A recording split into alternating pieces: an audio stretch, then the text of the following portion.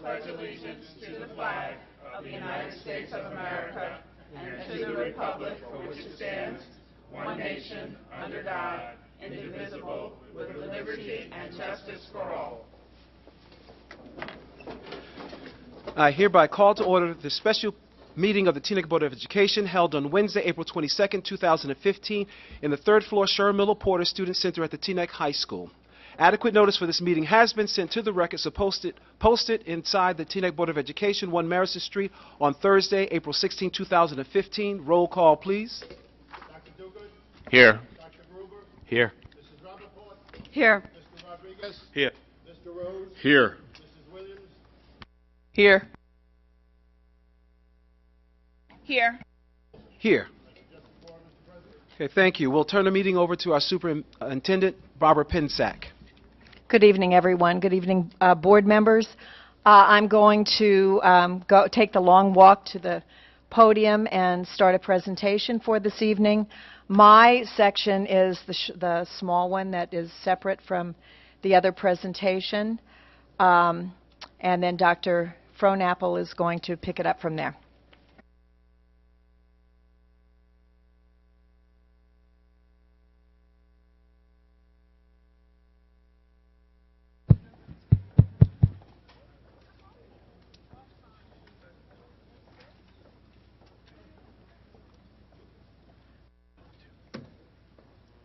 Excuse me?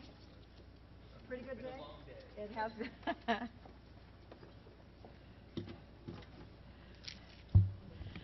So I just have a couple of slides. I told someone today it's almost like Groundhog Day, where we come back and do this and always offer a little bit more information or a lot of information every time. So I'm glad to see some of you who have joined us every time. So I have just a little brief explanation that some of the board members asked me to make, and I just want to explain some people had some questions about the slide that I had for special education costs for 14-15, so I've added some information to the presentation. So again, explaining our costs, and this was for 14-15 for special education. And I want to begin by saying we're so proud to educate all of our Teaneck students. Anyone who comes to us, the students who come to us with special needs, with IEPs, and those who do not have the IEPs. So this is certainly only given to you for clarity and understanding. But frankly, I feel that Teaneck educates all the students, including the special education students, better than anybody else.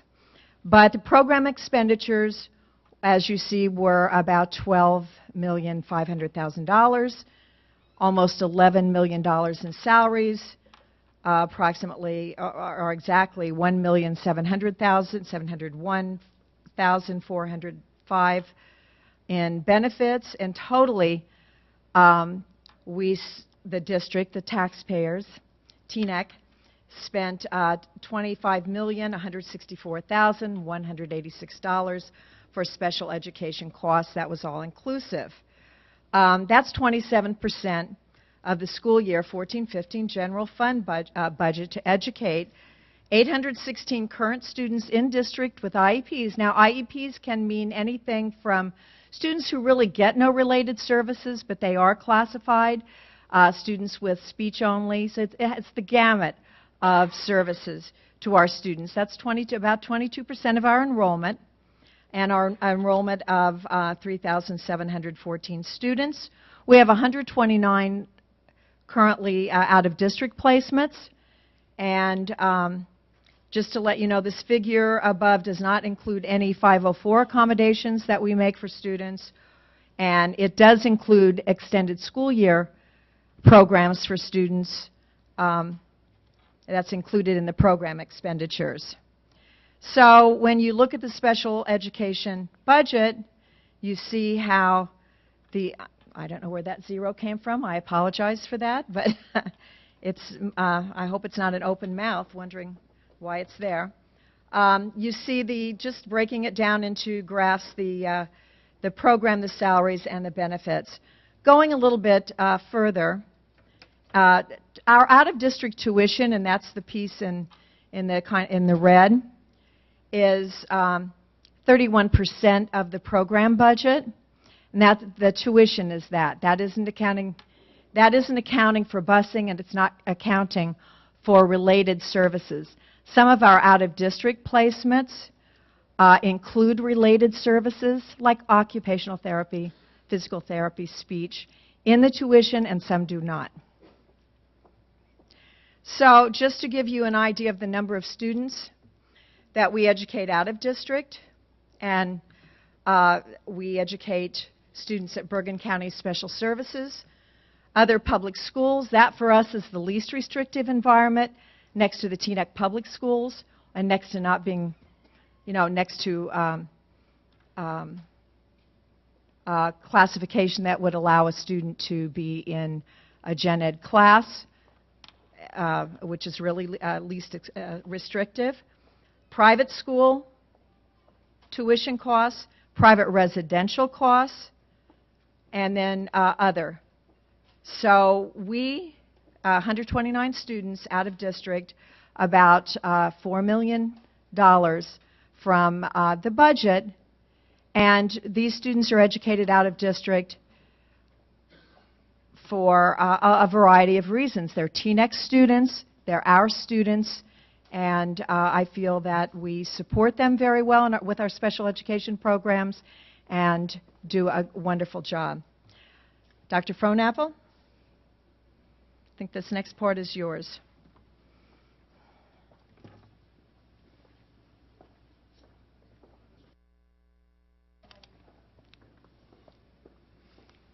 All right, good evening, everyone. Again, I apologize for the repetitiveness of some of these slides. For those of you that have followed us, you probably know them better than I do now. But we're going over, we want to take you from March 11th to where we are today. So we're going to attempt to do that expeditiously without you having to fall asleep over it. Now, we did present this slide before about the state aid over the last 6 years, and it kind of gives an overview of the state aid that we've really lost in this district, which is quite a considerable amount of money. If we had only half of this state aid, we wouldn't be having this conversation tonight. Now, we've had a reduction in the administrative staff from 910 to the present of these positions, which are no longer part of the budget. And the budget that we have presented eliminates 2 additional administrative positions. Now, we've seen this chart before because the revenues haven't changed. Still the same. And these are the breakdowns. We did a 13-14 to kind of give you an idea of base budget moving forward, and then to 14-15. And then the proposed changes for 15-16. I put in 16-17, but outside of the 2% tax levy, which we know that we will have, all of these other numbers have just been estimated as flat. We don't really know what they will be. The tuition or the miscellaneous revenue, we can safely predict that the state aid might be flat again next year, and extraordinary aid. But that's all the revenue that we will have coming in unless we have some budgeted fund balance left over from this year to put in at least the 16-17. I put in the available bank cap in red because that's the total amount that is available for use in the 15-16 budget, and the budget that we presented includes the use of that entire bank cap. These are our expenditures. I moved the chart around a little bit to put district salaries and employee benefits sort of together. And as you can see, the largest portion of the budget, with the salaries at 49.7%, and then the employee benefits at 13.9%, brings us to 64% of the budget. And those costs are fixed and going up regardless of what the 2% cap is. This is the expenditure budget. Revenues, you can't spend more than you have coming in. I've listed 4 particular areas here in red because there were significant changes to that. For instance, district salaries. We see a less amount for next year, and my next slide will speak to that. We see an addition in special ed, an addition to central administration, and an addition to operation and maintenance of plant. And I just wanted to cover why those numbers are different. For the salaries, of course, we have a decrease in salaries because of our outsourced custodians on the night shift, the outsourced additional paraprofessionals, the outsourced additional lunchroom aides, the reduction of the 10 teachers, the reduction of 5 secretaries, and the reduction of 2 administrators. So that's why the salary line is less going into next year from this year. The increase to special ed, of course, is out-of-district placements and an increase in related services. Now, related services, as the superintendent spoke earlier, could be OT, which is occupational therapy, PT, physical therapy, speech, and other kinds of related services. Or you may have a student who requires a one-to-one paraprofessional or one-to-one aide. Those are your most expensive costs. And you could start out in September with having 30 students who require one-to-one and end up in June with 60 students. Again, what you start out with is not what you end up with. We see an increase to central services, and in this budget, we provide the funds for the outsourced paraprofessionals and lunchroom aides, which we get from a company called Mission One. And the increase to operation and maintenance of plant is where we provide the funds for the outsourced custodians on the night shift from Aramark, which is our vendor.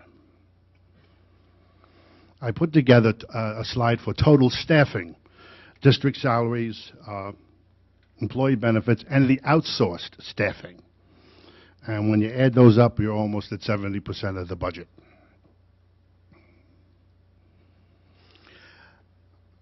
I took these numbers from a few budgets previous. Fiscal year 11-12. And you can see your original budget, $90.5 million. We'll move over to fiscal year-end expenditures, $86.6 million. As a result of having those funds left over at the end of the year, and I put on the top of the slide, we were able to use, or the district was able to use, a budgeted fund balance of $3.5 billion to fund the fiscal 13-14 year budget because they had some excess at the end of the year. So I wanted to make that illustration as we went forward. The next one is fiscal year 12-13. Again, you had an original budget of $94.5 million and fiscal year expenditures of about $88.6. Because that you had leftover funds, excess funds, at the end of the year, the district was able to use that budgeted fund balance of $3.6 million in this current school year budget, 14-15. I have a slide on 13-14 budget, again, which is $96.4 million, with expenditures of $92.7. And the district is taking advantage of a budgeted fund balance of only $1,084,890 for next year's budget. What we will have come for 16-17, that remains to be seen until we close out this fiscal year. Again, the bank cap available for use for 15-16 would be the total amount. Now, if it were not used in 15-16, we would have a bank cap that would be expiring, which means if we didn't use it, it would expire. We wouldn't have any further use for it, $1.2 million. And then if that were so, you would only have then a bank cap available in 16-17 of just a little under $600,000.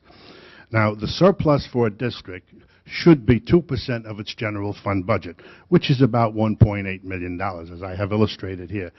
But next year's budget will have the minimum surplus required, $250,000. I put in the summary of busing in Teaneck because that was a very contentious issue with the community. The other slides will be available because we're going to post this later. what was budgeted for transportation, what actually came in at state aid, and what other funds were available as additional state aid for non-public transportation. And as you can see, we have a reduction from this year to next year from $130,000 as additional state aid to $85,000. And of course, your state aid is discretionary. It just goes into the pot to feed the budget. Now, when we presented the budget on March 11th at the regular meeting, and then it was a budget approved, this is the budget reductions that we presented in order to get there. And we've given this in several different slides, but the board approved the 15-16 budget for $92,461,342. This budget included the use of all available bank cap.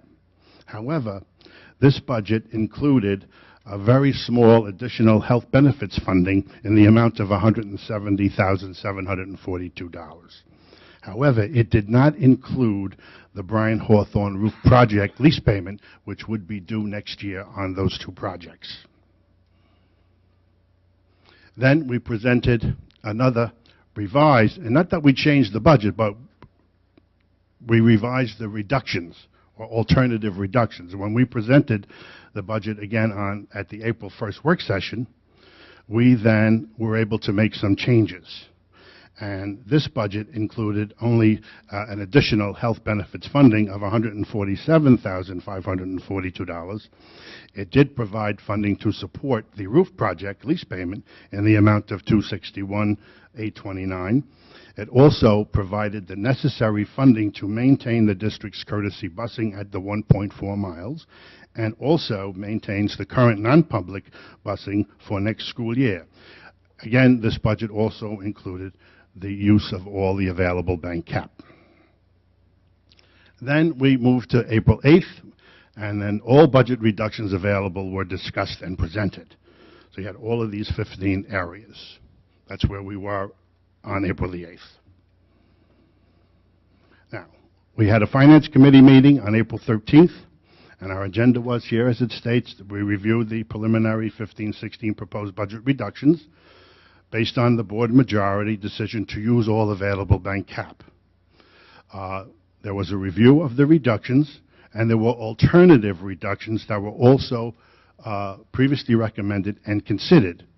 And the result of that committee meeting was to get a recommendation to the board. And this is what we came up with. Again, it was to use most of the reductions that we actually presented originally on the April 1st, which was the breakage from retirements, the outsourcing of the additional lunchroom aides, funding 30% of those lunchroom aides from Fund 61 next year, outsourcing the additional paraprofessionals, reducing teaching positions by 10, reducing administrative positions by 2, however, still maintaining the courtesy busing at current levels and maintaining the non-public routes. And this was because a result of rebidding the non-public routes and finding some other budget reductions and savings in transportation. Finance Committee, alternative deductions were discussed. The Brian Hawthorne roof replacement is in this budget, and we are keeping the very small health surplus costs at the $147,542. The Finance Committee agreed to fund the roof project's lease payment and to maintain the additional health benefits funds. What's in red is additional reductions or alternative reductions if they didn't want to use the previous ones. And there was another 3 additional positions of administrative, certificated, non-certificated staff. There was talk about outsourcing school nurses in favor of hiring them to come in from a firm like we did the paraprofessionals. And then we listed the estimated total cost of extracurricular activities, and we were asking maybe for a number if that's where they wanted to go, as well as if they wanted to reduce any sports programs or athletics from the total budget. And the Finance Committee agreed to maintain the administrative positions, agreed that the school nurses would be outsourced through attrition, agreed to maintain the extracurricular activities for next school year, and also agreed to maintain the sports athletic programs for next school year. And this was the resolution. We changed the resolution because it was off by $1. So we had to, and it had to do with the tax levy. So this was the resolution that was passed on the 8th of April. It's the same budget, $1 less, but we got there with those reductions that we proposed on April 1st. I think that's about it. I have something. Is there something I left out? No, no, you didn't. I just want to point out to the Board of Education and the public that referring back to talking about our out-of-district placements, for example, as one example with our our costs, there is no control over tuition costs. So while we would have, while the public partners that we have the same controls that we have over costs, and it's all based on, on our cost per pupil as well as theirs, there are no controls. So those can, and then looking at some of them today, and I didn't put them up as a slide, but the projected increase for next year for some of the private placements could be 4%, 5%, 6%, 8%, because there's really no cap on that.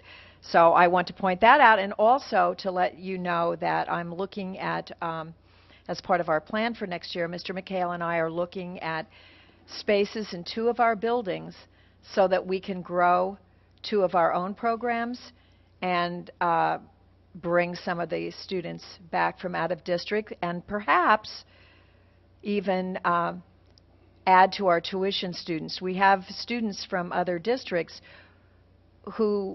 where there's a waiting list to be placed here, but we can't place them here because of some of our space issues. So I know that you'll be very happy to hear that this looks like a distinct possibility for next year. Well, before we open up to the board for questions and comments, I want to thank Dr. Frohnapple for doing a great job of putting this together, and I want to thank the hard work of the Finance Committee of really wrestling with this. And I think they're doing an extraordinary job with a very difficult situation that we find ourselves in. So, Sebastian, the chair of our Finance Committee. And the pay remains the same. Thank you for the presentation. When we last met here, we, by majority, the board agreed to go to bank cap, if I'm not mistaken. And then when we met as a committee, we were deliberating over 15 items to consider to make reductions and present a balanced budget. After a lot of deliberation and debate, and I'm not going to say argument, but very close to amicable arguments, we decided that the 9 options that we presented this evening were the better options. Of course, some of them were not even unanimous within the committee, but I think there was majority in those items, and I know for myself, I like the fact that we went from making cuts of about 82% of items that had an impact on the education of students to bringing it down now to about 62%. It's never going to be equal. There will be items and programs, services, personnel, perhaps, that we all want to keep. They are very dear to everyone. But ultimately, we have to present a balanced budget, and I have to say that as chair of the committee, I am comfortable with the decision taken by the committee, and again, the fact that we were able to reduce from 82% to about 60%, if my figures are correct, the amount of services that have a direct impact on the education of our students. So I'm happy with that, and I thank the committee for the hard work. Thank you. Howard? A couple of things. Let me first talk in terms of the committee, because I'm a member of that committee, and I want to thank Sebastian Rodriguez because he not only chaired the meeting, he almost at times had to referee it. I have a question regarding, first directed to our superintendent, on special education costs to school. There are no 504 students. What are 504 students? I'll stay on it. 504 students under IDEA can are students who are not classified for one reason or another, usually because, it's the parental choice to not have the student classified, but the student needs services. So according to the law, we need to provide, the services for the students. So it can be 504 accommodations can be temporary, such as we would do a temporary 504, emergency 504 for a student who may have a broken arm. And we make accommodations for having a scribe on a test or something like that. Or 504 services could be the same kind of services that would place a student out of district or provide a student with an alternative setting in district. Thank you. Just a question now, and I'll reference the sheet that's called Finance Committee Meeting, April 13, 2005. And that's the one where it has a final $3,996,637. I am all for providing charts that give us some general information, but sometimes I feel that we need specifics. This alludes to the impact of dollars, but I see on the left side of description where it does not refer to, for example, in numerics, even though they were mentioned, but they weren't printed, outsourced lunchroom aides. Where's the number of aides? Outsourced paraprofessionals. Where's the number? Numbers 5, 6, 7 as well. The numbers aren't mentioned there. And those numbers, to me, would represent not just the financial impact, but they're on another page. I understand that. But when we look at one page at a time, we only see the information on that page.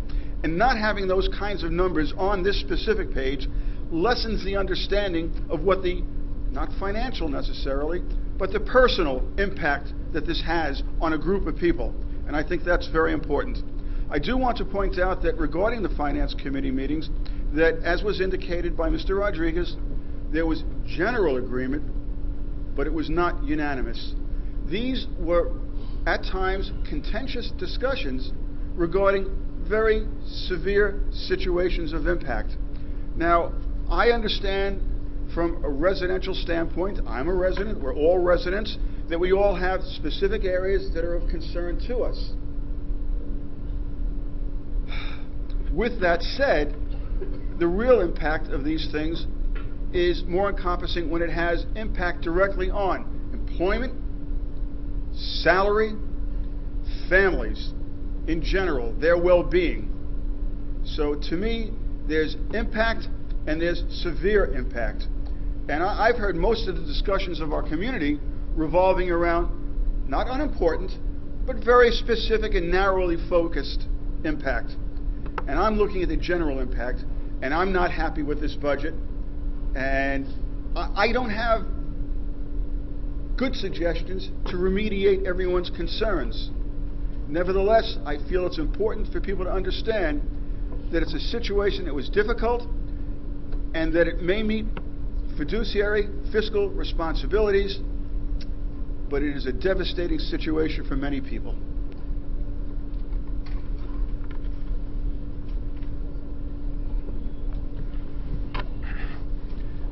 As a taxpayer, I'm very unhappy with the use of the full bank cap, leading to the 4.25%. Our home values are flat to going down, and we're among the highest paid taxpayers, not only in New Jersey, but across the United States on a rateable basis. This is a very difficult year, and we are making some cuts. My concern is, where we go from here next year.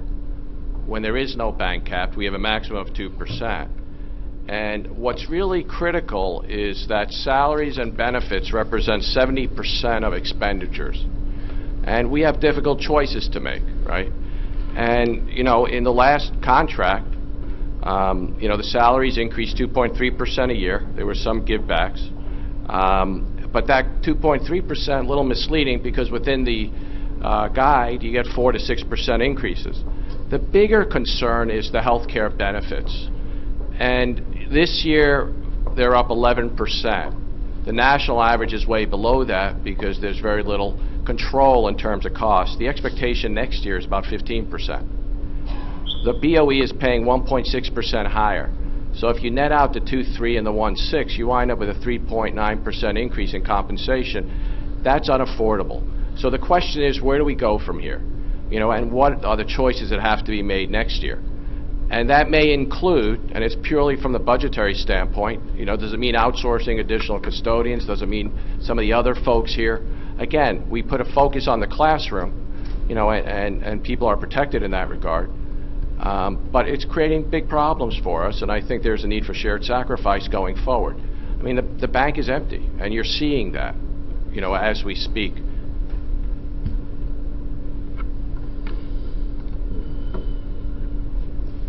I just want to say thank you again to the committee and to Mr. Frohnapple, and also to the board for adding this additional meeting. This is our third meeting this month, a special board meeting where we wanted to include further clarity. And as Dr. Frohnapple, and Barbara mentioned, Groundhog Day, because we have gone over this time and time again. But I think I applaud the board for the sake of the public to make sure that there's true transparency and trying to make sure that questions were answered, and that we did exhaust and look through every possible scenario. And it is very challenging, but nevertheless, the results are as a result of fixed costs continuing to go up, knowing that we only have a 2% cap, and knowing that as we move to the forward, it's only going to get increasingly challenging as we continue to try to craft a public education that is really still 21st century and that still benefits our students. So I just want to applaud the fact that even with the cuts that were made, it is still a budget that is doable, but knowing that as we move forward, that some of the items that were not taken advantage of this year will remain on the table for future years, which is very unfortunate. And I look at the technology piece and look at the fact that there's no money there for technology, and that's a concern, as our goal for 21st century readiness does not include the growth of for technology nor pre-K, which we would really feel that our children need to have a better advantage in terms of having that. That's always been something, a dream of the goal, to be able to fund pre-K. In these challenging times, it is still very challenging to make the hard decisions and hard lines that we do, because to Howard's point, it does affect individuals, and we are certainly very much aware of that. But it's the par for the course in terms of trying to provide a quality education. Before we go to the next question from the board, I just want to let members of the public know that it has been the practice of this board to post all of our presentations, so you can save your RAM on your smartphones and whatnot. You don't need to take pictures of them. And we think it's important that this be available to people so they have an opportunity to look and see what we're thinking and what sort of decisions are being made and where those numbers are there. We try to work very hard so as to make it unnecessary for people to oprah us, because we're kind of an open book. At least we try to be. So with that, we'll move on to Dr. Duguid. I don't think that anybody in this room is happy with the budget here. I can certainly tell you, as a member of the Finance Committee that has sat through entirely too many meetings dealing with this, and I'm not happy on either side of it. I'm not happy with the 4.25% tax rate increase. I'm also not happy with the fact that we're cutting a fairly extensive number of people in order to get to that rate. I completely agree with Dr. Gruber that our problem is primarily salaries and benefits, and that it is clearly going to get worse before it gets better, and that many of the other alternative deductions that we decided not to take this year are going to be on the table for next year. I just wanted to bring up a couple of particular points, and that is in terms of the roof replacements. Those are really to bring the roofs up to current standards, and if we did not do this roof replacement this year, well, the way this is set up, the state is actually funding about 40% of the roof replacement based on a grant program that they have for this. If we did not do it this year, we would lose that grant program, and we would then have to fund not just what we're currently funding, but an additional 40% for the cost of that going forward. And regardless of anything else, that is something that is simply going to have to be done. So that was one of the main reasons for that being in the budget this year. That's not something that we could put off. But I do think that we are going to have to make some more very hard decisions on personnel. I think we, and I'm going to bring up a couple of sacred cows here, but one in particular, I think we need to look at every single classroom outside of the special ed group where we have specific mandates on sizes of classes, but outside of that, any class that has fewer than 15 students in it, I think we need to look seriously at how we're going to fund that, and because quite frankly, we can't afford to have classes of that size anymore. We are going to need to put things together in order to do it, and I'm sorry to have to say that to people, but that's the way it is.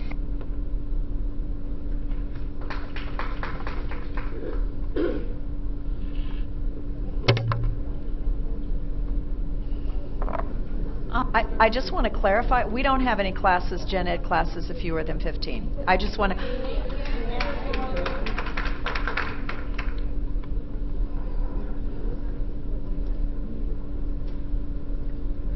Can't get over here.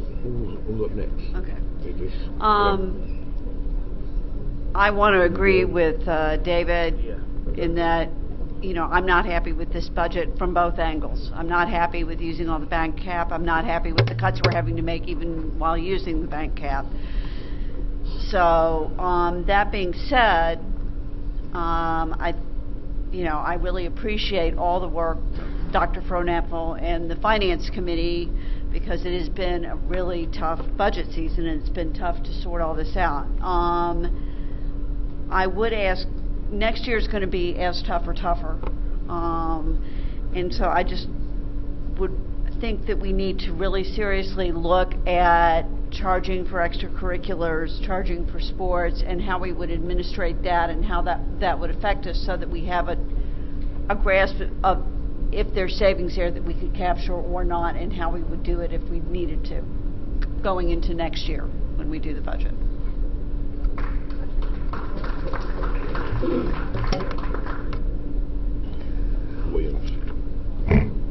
The work that we did on the budget took a lot of effort. What I use as my guide is what are we going to do that will benefit our students educationally. That's got to be at the forefront of every decision that we make. I know it's at the forefront of every decision that I make. We are cutting back a lot of programs that our students benefit greatly from, and even though we talk about our students are so much more than the dollars, and there's so much more than the data. And I just hope that, you know, the board will continue to keep that as their guide when we're considering when we're considering our decisions in the future, as well as this year. No one is happy about some of the cuts that we've had to take, but a lot of it is not within our control in terms of state funding, and I'm not going to let the state off the hook, even though everybody usually does, but they have cut back funding to school districts in general, and we're feeling we're suffering the consequences for those cuts. And I just would like to thank the other members of the Finance Committee, because They give a great deal of their time and effort, and we have very lively debates about all of the issues.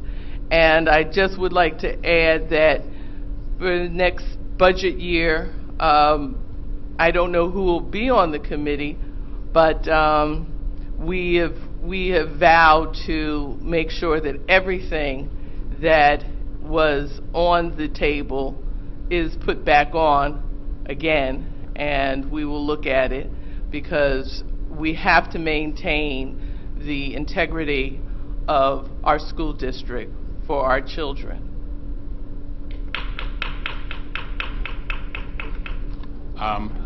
One other thing that I wanted to mention, and I think this is probably pie in the sky at the moment, but it's something that I think ultimately the state of New Jersey and ultimately the country is going to have to deal with. Property taxes is not the way education should be funded. The property owners are certainly not the only members who are educated by the district, and that's true not just of our district, but everywhere in the state, and I dare say everywhere in the country. This really needs to be funded out of a different pot. Ideally, I think it should come out of income tax, but so that it's spread more fairly across the population. But funding it from property taxes really dates back to the days in the 1700s and 1800s when property owners' children were the only ones who were educated. That's clearly not the case anymore, and the funding needs to come from a much wider source.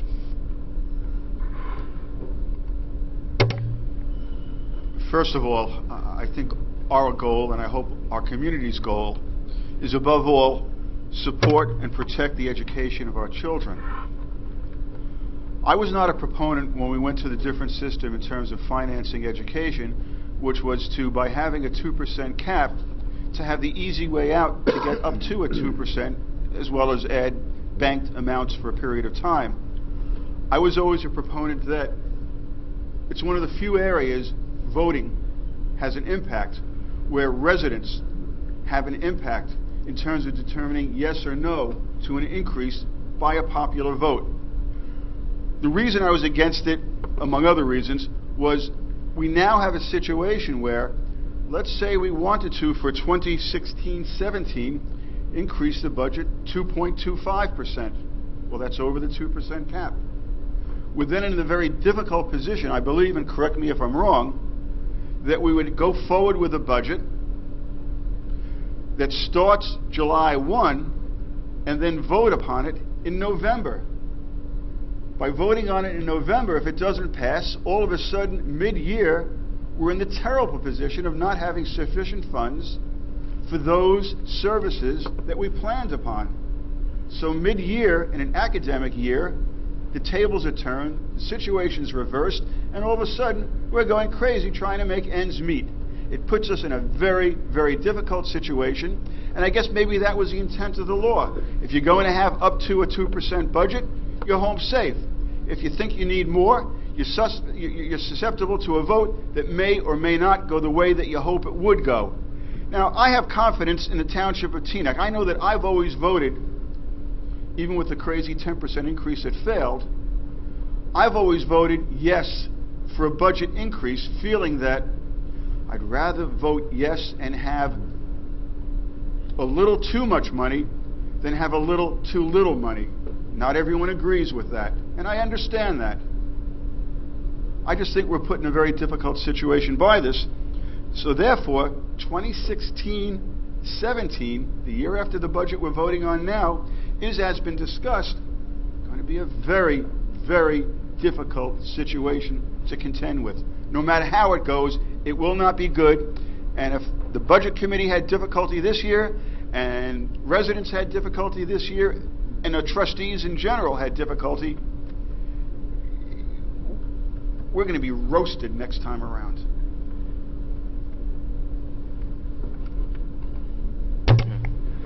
I mean, I agree with both David and Howard in the sense that, you know, property taxes are a terrible idea, but it's reality. I think a terrible idea is having 590 school districts, police departments, and the like in the state, but that's going to be around as well. You know, the state is in trouble. We have a $90 billion unfunded liability in pensions and health care. So Governor Christie, what he's trying to do is offload the problem. And unfortunately, like other parts of the country, at some point you got to pay the bill. And that's really where we are. And so the challenge, as we mentioned previously, is that, you know, education is critical. We need to have a thorough and efficient education for the students. And the question is, how do we best allocate the monies? And again, I come back to saying that 70% of our expenses are salaries and benefits. And the question is, it would be wonderful if we could get paid for performance. It would be wonderful if we didn't have the seniority. It's wonderful if we have a little more flexibility in terms of rewarding those that do the best job, you know, going forward. But we can't. It is what it is, and we have to move forward. You know, and hopefully we could work with you to make better decisions next year. But it's going to be very difficult because the times are difficult.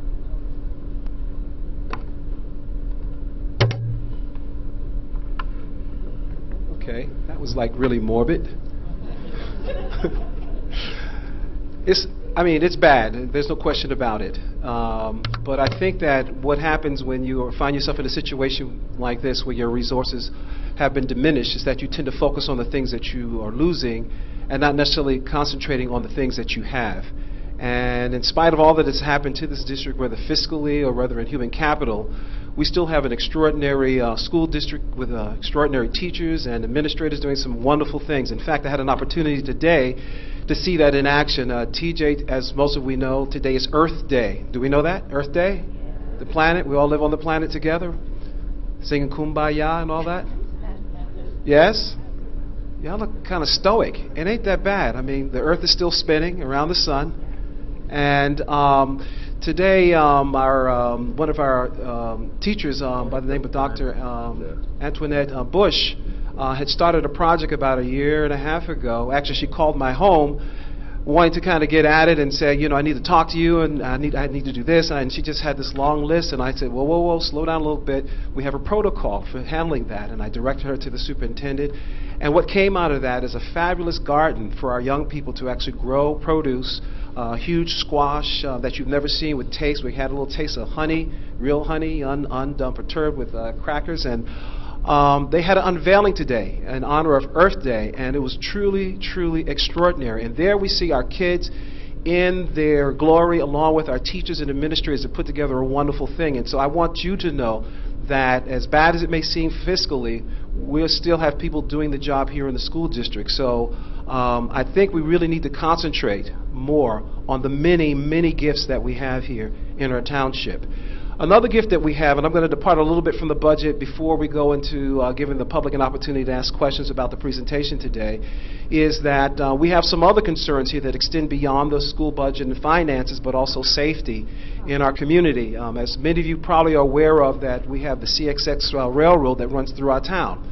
It runs very close to many of our homes. It runs next to our schools, that beautiful artificial turf field that we have at Vote Park, Benjamin Franklin, and all through northern Bergen County. Well, we have a representative here today that wants to sort of bring your attention about a rally that they're having, and I would like to invite her up to speak for about 3 or 4 minutes, and that's Ms. Paula Rogovin. So would you come up and just tell us a little bit about that, and then we'll come back to the question section. So yes, give her a round of applause for keeping this real.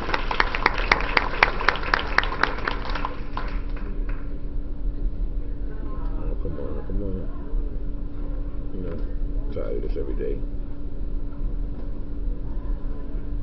Be patient. Okay, give us a minute.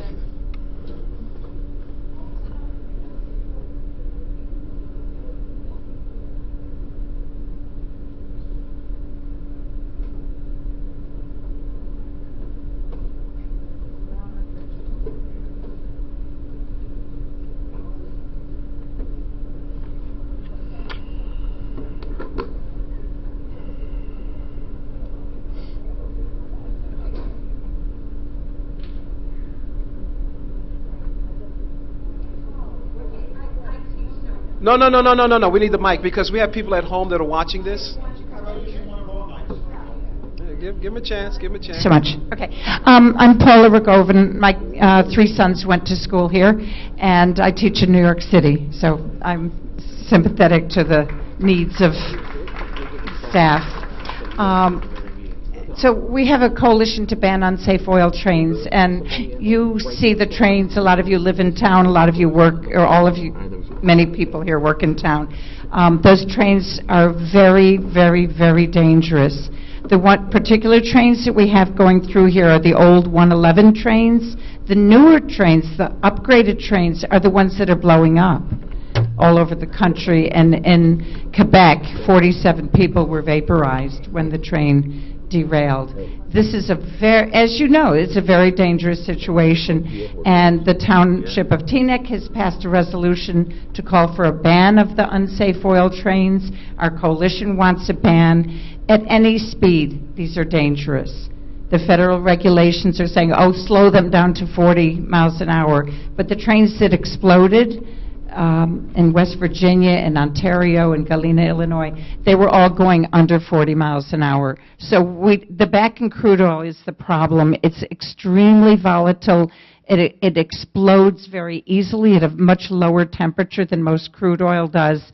It's unstable. It's very, very dangerous. When it explodes, it's a firebomb, and the fire departments cannot put it out. They just have to wait it out. So we've had several demonstrations. You probably read about it in the Suburbanite, in the Record. We're having one on May 17th. It's a Sunday afternoon at 1 o'clock, starting at the Ambulance Corps and then going up Windsor Road, stopping under Route 4, because if Route 4 goes, if there's a derailment, that would be a horrible, horrible situation if any of the houses explode. I mean, this is it's horrible. We're going to be stopping at BF for a rally and then coming around to Votey Park. So at each stop along the way, we're pointing out some of the vulnerabilities in our communities. You know, at Votey Park, you have the senior center, the daycare center, the sports fields, and all those very important activities that are all at risk. Also, this train goes over the Oradell Reservoir, and it goes over a little rinky-dink bridge that is still not repaired, and if there's a derailment there, our whole water supply is at risk. So we want you to participate. If you have any students who want to join us, if there are any staff who want to join us, I can give you leaflets. You can contact the Coalition to Ban Unsafe Oil Trains at gmail.com, or I have flyers I can give you before I leave. We want murals, we want banners, we want all sorts of... It's a delicate machine. If you squeeze it too tight, it screams.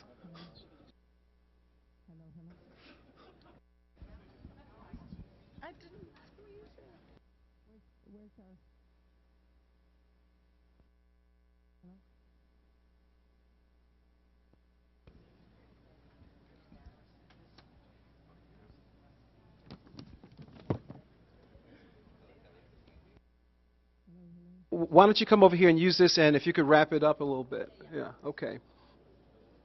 You come over to Mr. Front Apple's microphone.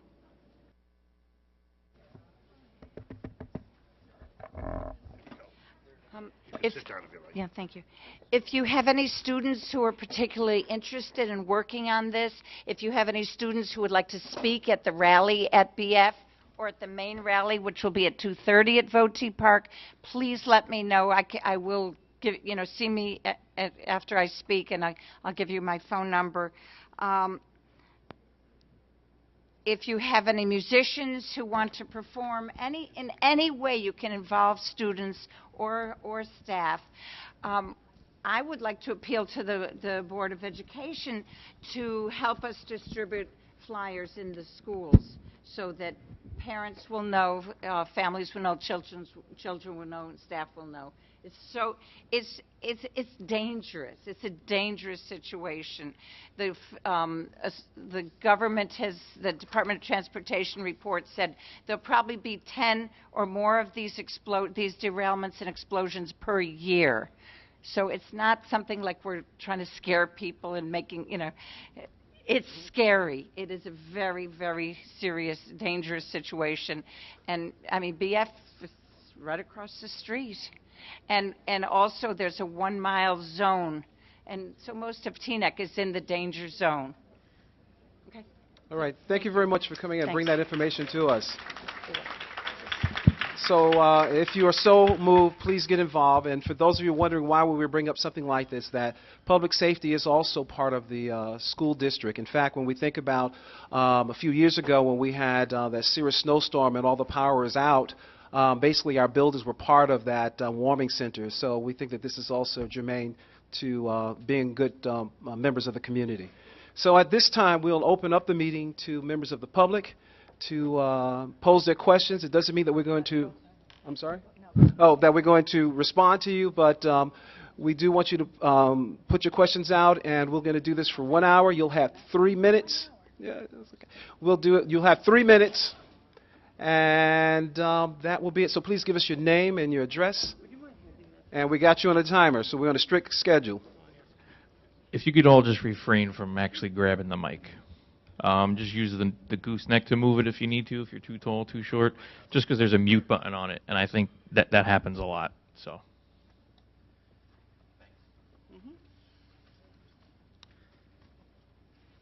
Good evening. Keith Kaplan, Teaneck. I am a bit confused.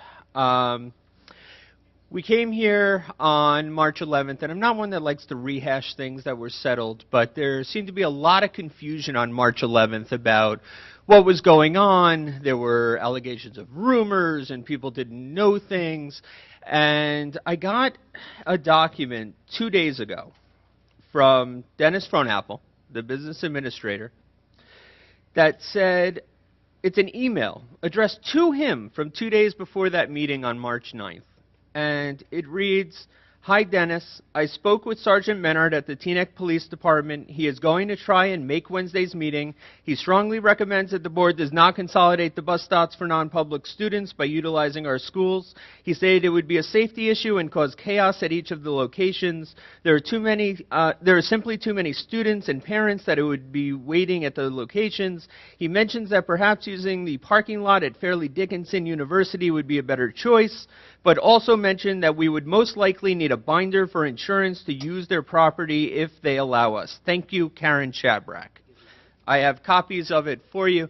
I also included my Oprah request, because in my Oprah request, I asked you to provide me with any communication regarding such plans to the Teaneck council members, police, and non-public schools. I asked for reports. I asked for things they said. And an hour and a half's worth of parents came here and wasted all their goddamn time when a member of your staff was sitting not 10 feet away from you when you said you had absolutely no idea. And I think you are probably telling the truth, because the other option, rather than incompetence, is nefariousness. And I've consulted an attorney on this, and they said this is a major breach. And when you talk about transparency, I want to know, what else are we missing? Because I asked about emails, and I was told there were none. I have the response from Dennis Fronapple. He says over and over again, "I am not in possession, or do I have any such knowledge of any communication," over and over. He has nothing. Then I get an email. And I came here very nice about it. I tried, and I was promised the email, and to her credit, Superintendent Pinsack sent it right away. But then I find out there's more. What else is there? How many of these bus stops were bid out? How many weren't? What level of review went through this budget? I have a lot more questions than I am comfortable with, and quite frankly, 3 meetings in a row, you had someone sitting at this table who, by any objective measure, there's 10 keywords in here that could have come up that had this email readily accessible. It would have saved parents time. It would have saved you time. You could have spent hours discussing Mr. Kaplan, your time is up, sir. Okay. No, we don't pass it on. Thank you very much. Go ahead.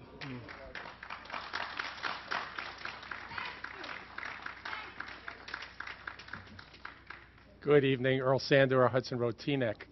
I just wanted to mention, I think the board has really missed an opportunity to save a number of teaching positions. It's been at least 4 years since I initially approached Superintendent Pinsack about the outsourcing the nursing. And I think, you have missed this opportunity. The two objections, I spoke to a number of people on the board, and the two objections that were repeatedly raised were, one, a liability issue. Number one, any nurses that would come in would be state certified and have licenses. And the second issue that was raised was that new nurses would not know the students that they're treating. I would mention that in a hospital situation where patients are ill, that there are nurse shifts that last approximately 8 hours. So the idea that someone who's a professional, who's a nurse, who's qualified, wouldn't be able to assume the care of any student. Ms. Williams mentions students getting insulin injections. For a nurse, this is relatively routine. So I think the $330,000 could have been used to maintain teachers' positions. The fact that we're paying senior nurses more than an ICU nurse is, just something that's not tenable. Finally, the question I have is for Ms. Williams. At the last meeting, you stated that you were for using the entire bank cap, but you were against every one of the cuts. So that left me somewhat confused because the budget that was proposed included the bank cap and the cuts in order to present a balanced budget. So you have said that you're repeatedly against what would appear to be presenting a balanced budget, and I wonder if you would enlighten us as to exactly what your thought processes were on this matter.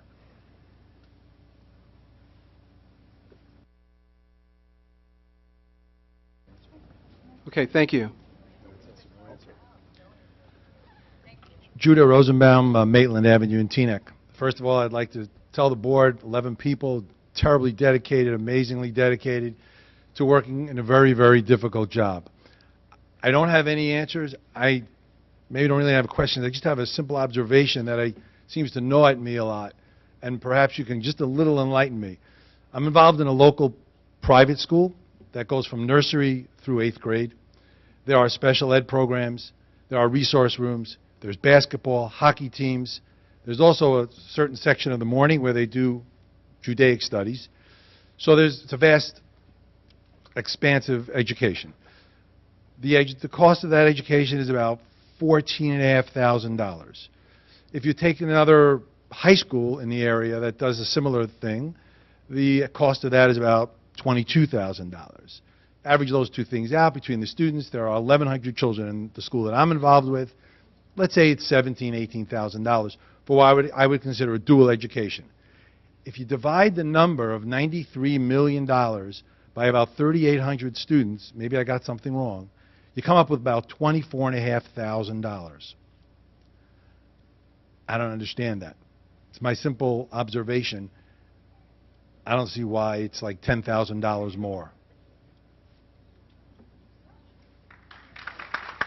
Thank you, sir. Hi. Hi. Hi. My name is Sandy Piatnica, and I live in Teaneck. And first I want to say thank you for all. I thank you for having your meetings and trying to work everything out for us. And I do hear, I think, Mr. Gruber, is that your name? Hi. I hear your concern about your salaries, and sitting here listening to your deficit and everything makes me see what my school that my children are in just went through.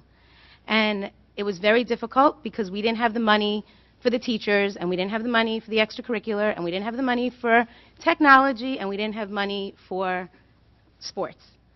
And you know, where we got the money for the technology, the parents of the school got together.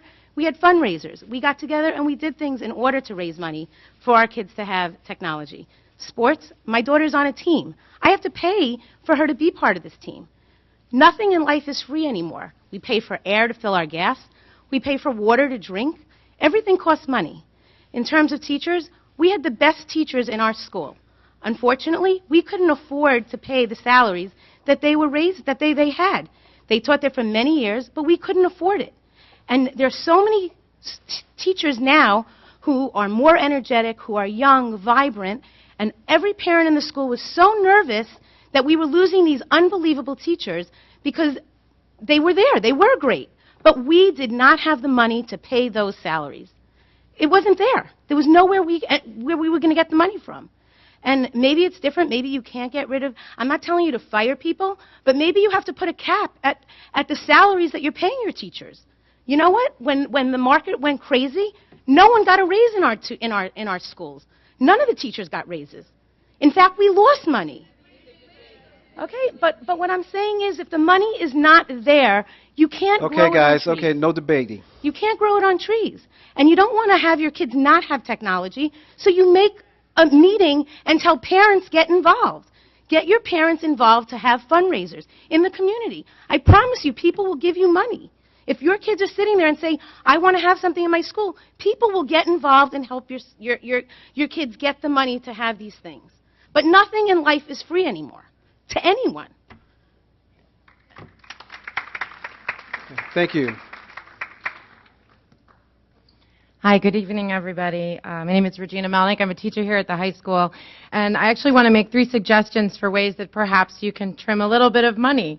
Maybe not this year, but as you said, you have budgets coming up. Before I do that, though, I just want to say that something I've learned from watching these meetings is much like I don't know what it's like to work in a bank. I don't know what it's like to be a doctor. There are ways that we think we can compare school workers with people in the private sector, and it's just not possible. An ICU nurse does not have 1,400 students, patients in one day. This building has 1,400 people in it every day, and that's just students. And then our nurses, and I could talk about a lot of other employees, but I've heard them come up a lot this evening. Our nurses attend events where they are required to be there. They go on field trips. They do such a remarkable amount of paperwork. When your kids play sports, the nurses have to help certify those physicals.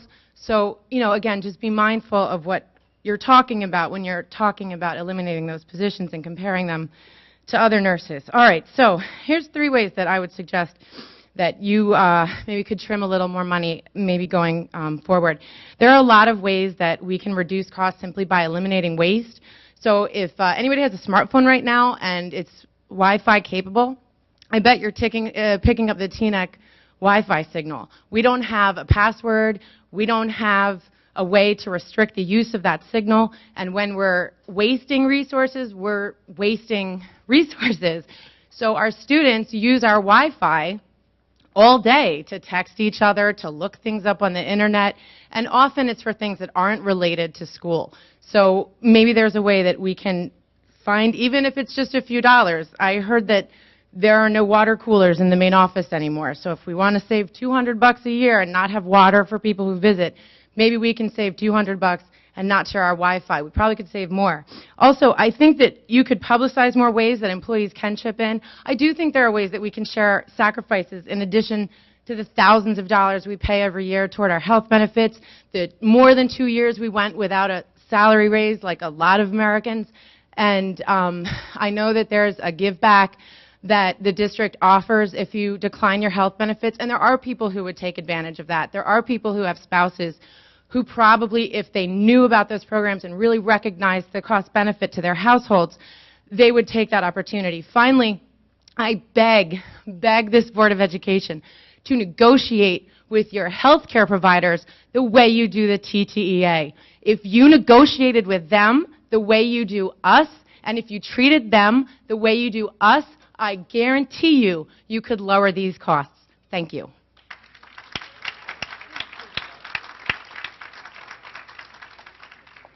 Thank you. Thank you. Hi, my name is Lori Fine. I live in Teaneck, obviously. I wanted to say 2 things. One is, as far as the overall budget, I trust that you're all obviously highly educated and dedicated professionals and are spending a lot of time on this issue. I think, observationally, Teaneck is one of the highest per student spending districts in the state, and it is not equally high performing compared to other districts in the state. And I realize that there's a lot of factors that go into both of those numbers.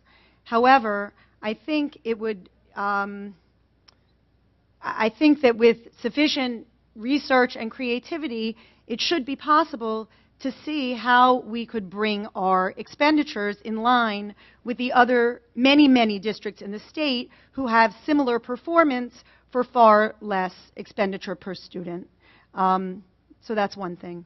The second thing I would like to say is that I think this body, this Board of Education, really needs to do better by the private, and I am going to say specifically the Jewish community in this town.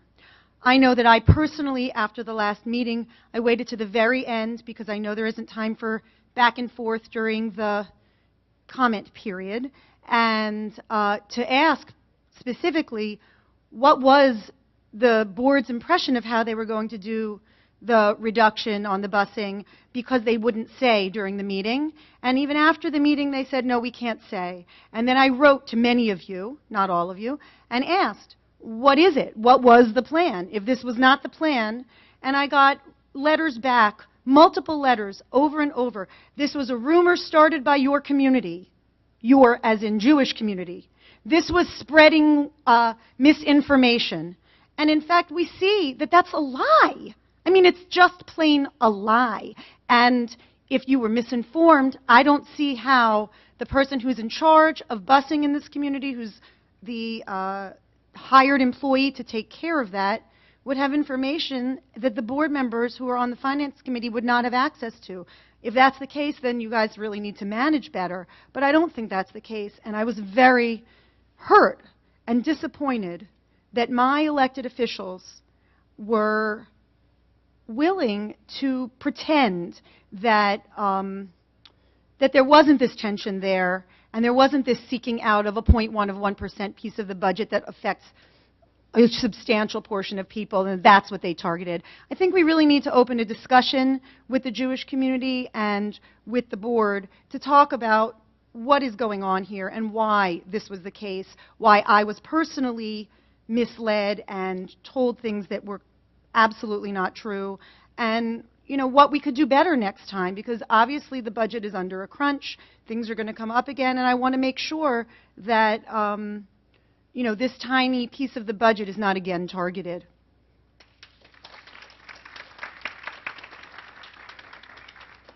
Thank you. Good evening, Zev Derek, Teaneck resident.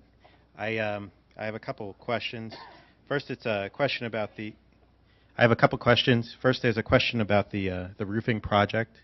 So I received information from Dr. Fraunhofer about the bidding for the project and the total cost and the loan for 1.25 million to cover that over 5 years, with the payment that's in the budget of $261,829.15.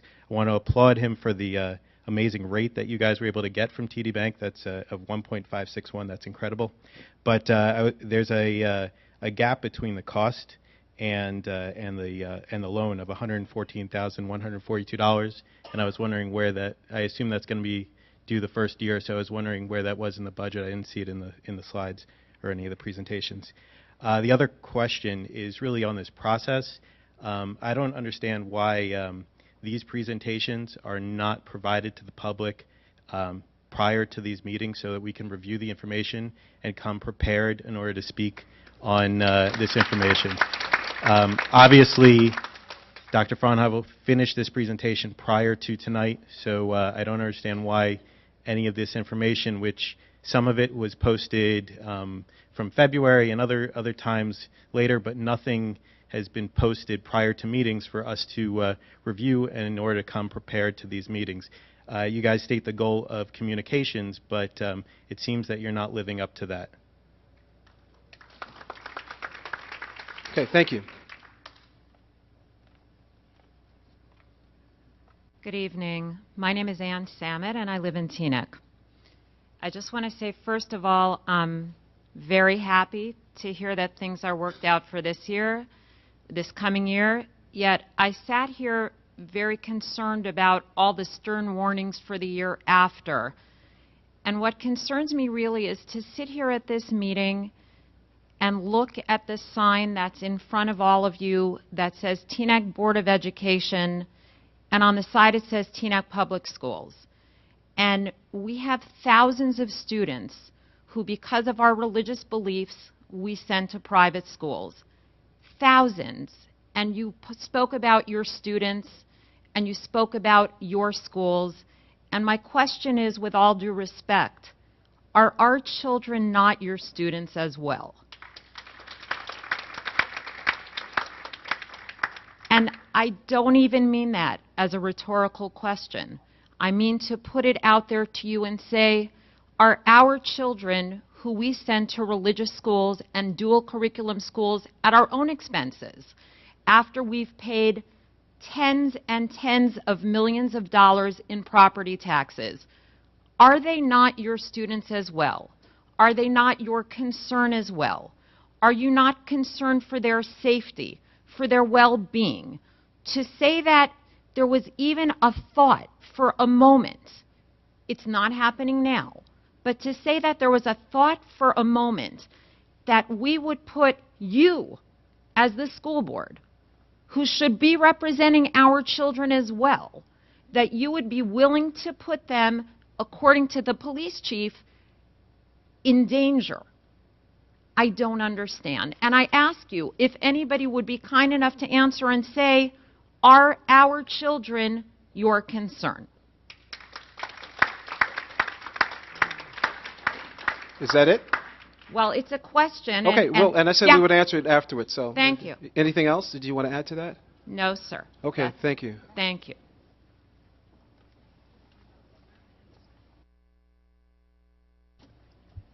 I won't touch the mic. Gerald Henry, I'm the TTEA president. I'm also a Teaneck resident, 909 River Road, Teaneck. Parent, alumni, a lot of different things. I just wanted to make a couple comments. First thing, I think the woman who spoke earlier about the Jewish community and working with the board, I think that's a wonderful idea. I think every stakeholder in the community should come together to really look at what we're going to do over the next 5 years. I honestly believe that. I think every single one of us. I know over the last couple of months, I've met with other officers from the association, with Ms. Pinsack, Dr. Walzer, Ms. Rice. I think that's important. That's why I really genuinely think that we all need to come together to talk about, the realities of what we face going ahead. Those meetings, I thought, have been positive. I think any communication is always a positive thing. I think everybody's been very forthright in what they're doing, what they want to accomplish. One of the things I do just want to address is, I know going forward we're looking at the cuts, and as a teacher, as a parent, I don't want to see those happen, obviously. One of the things going back to 2011, we faced a very similar circumstances where we did see a huge amount of cuts. One of the concerns from our end, and I mean this from the association's end, was when it was brought up about concessions, which were considered, the problem was that in some other places they had made concessions. And this isn't an indictment against our board, because I'm just talking about the reality of what had happened in other places. Places had made concessions to reduce cuts and still saw the same cuts occur. And that was something that we had seen and were very worried about happening. When you give something up and hope that it goes one way and it goes another, it's very dangerous. And again, that's not what our board did. I'm just talking about what happened in other places.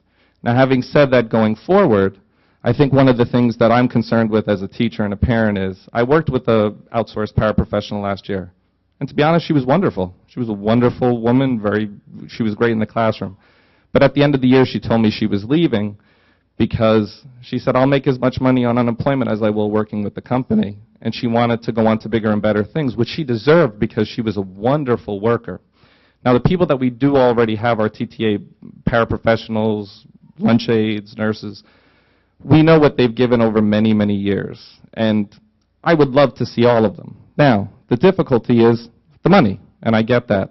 One of the things that I hope is, just like we've kind of had these conversations over the last couple of months, that we can have future conversations, and maybe over the next few weeks, about anything we can possibly do together to figure out how we can save as many positions as we possibly can. And I really, really mean that, because at the end of the day, I go home and I have... Okay, can I just say the last sentence? At the end of the day, I go home, I have bills to pay just like everybody else. I understand the taxes, everything else. But I truly believe this. As a parent and as a teacher, we are all here for the students. Obviously, the students in our classroom, but I hope if we can all come together, it's for the students in the entire community. Thank you very much.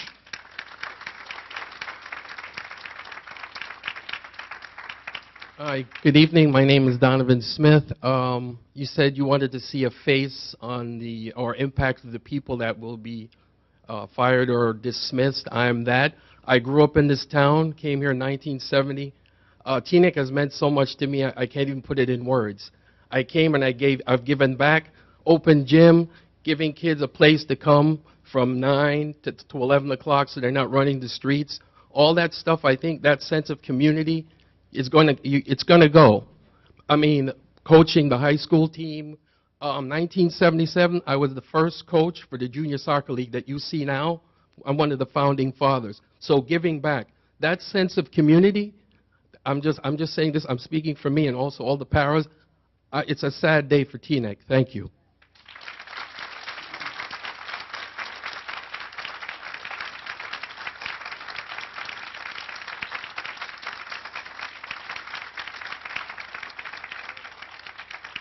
Good evening. My name is Jeffrey. I live in Teaneck. What's your last name, Jeffrey? It's just Jeffrey. It's I don't just like to give my Jeffrey? last name.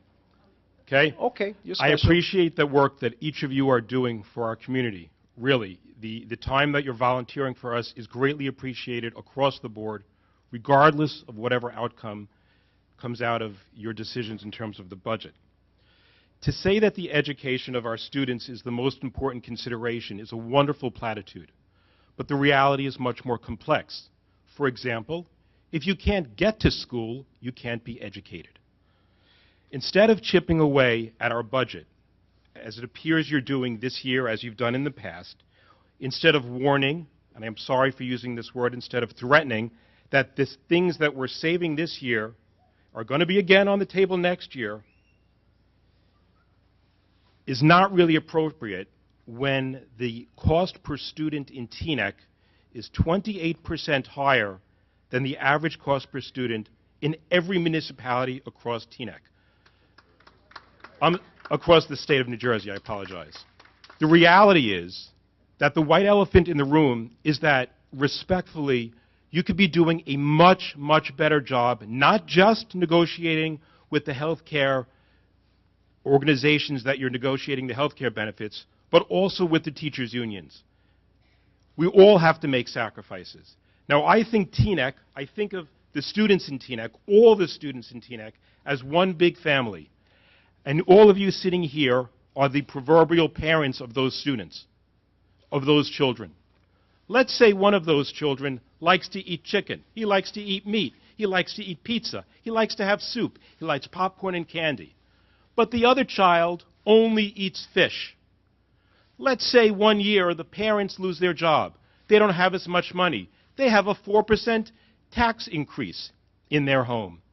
Are they going to take away from the student who's only eating fish their fish? Are they going to say to that student, next year you might lose your fish? Or maybe the smarter move would be maybe to take away some of the fringe benefits that the other child has. I am sure that you have the best of intentions in your heart.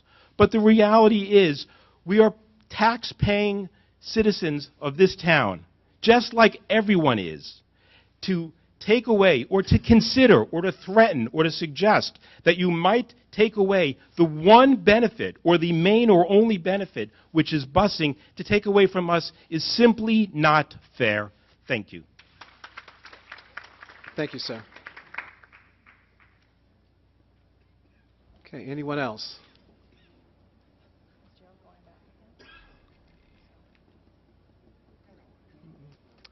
Okay. Yeah, let the superintendent respond. Okay, Oh, wait a minute. We have, you want to speak? Remember, 3 minutes. Okay. Okay. My name is Barbara Ann Waka. I've been a Teaneck resident for 32 years. My husband over 70 with him and his family. I just want to say I'm a paraprofessional for over 16 years, thanks to Susanna Kaplan. She took a liking to me. I think God has given me a gift to work with special education children and to understand them, but Susanna gave me the push to go to college. to get knowledge to help them academically, as well as their physical needs and their emotional needs.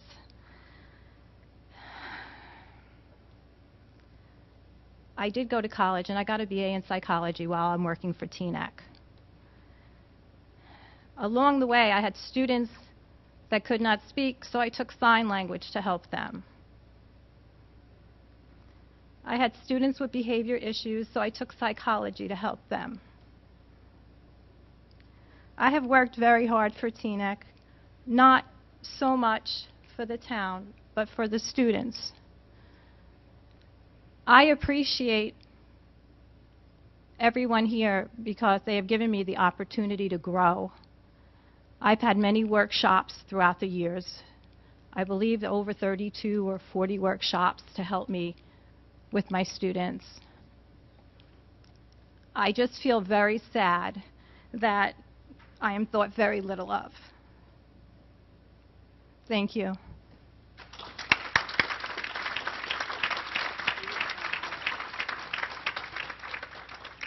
Iris Hernandez, 749 Larch Avenue. So as a TNEC resident, I'm just wondering, does the board anticipate an increase in the number of out-of-district placements directly resulting from outsourcing the remaining paraprofessionals that we currently have? Okay, thank you. Luann Harbaugh, 184 DeGraw Avenue. I'm so angry right now that I'm having a difficult time controlling myself. There are so many things I want to say, but what I'm going to say is, personally, Ms. Waka is the one who inspired me to go back to school, and I'll be getting my AS in next spring for education. And my dream is to work with special education children as a paraprofessional.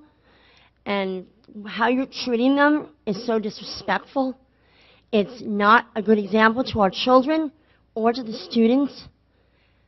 And you think that there's problems now, they'll be 10 times worse when those children are affected and they don't see their constant in their life anymore. And then at the same time, you want to bring the out-of-district children back into the district. What for? So more children can have no good educational experience, so that more children feel deprived, that they can't get what they rightfully deserve? Doing this will be the worst decision you've ever made. You want to say you're for the children, and you want us to believe it? Cut the extracurricular activities. Cut the sports. Let the parents pay for it. If education is your goal, prove it.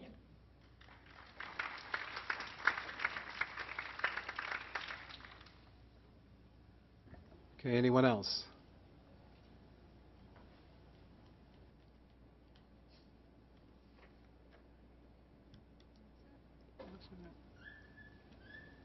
Okay, you ready? I just want to respond to a few of the questions. I believe it was Mrs. Klein, and I'm sorry if I didn't write that name down correctly. We're concerned about the, I think you said lie, of the board. I did explain at the meeting following my summary and after my investigation of what happened, and it wasn't until we received an email that a community member was kind enough to give to Dr. Walzer, and I saw that email, that I was able to go back to our tech staff and really have that researched. We had immediately, actually, Mr. McHale went the next day after that initial meeting where that both were right and both were incorrect, occurred, and asked our tech staff to do an email search, a deep email search, and it resulted in no emails showing up. So then finally when the community member and I don't know if she's here tonight, but thank you, forwarded that to Dr. Walzer, I was able to take that email, talk to individuals, and actually talk to our tech staff to search for that email. And that took more than several days. That took a while to get. So I I don't know about emails that went back and forth between board members, and excuse me if it wasn't Mrs. Klein who said that. Ms. Fine. Oh, I'm so sorry. I thought I had better ears. But I did explain that process, and it was more than unfortunate. I don't know what else to say about that. As to the cost per pupil of TNEC students, I just want to remind everybody that some of the costs that we spoke about tonight, and including, you know, charter costs, high special education costs for in-district and out-of-district, and I think that the whole community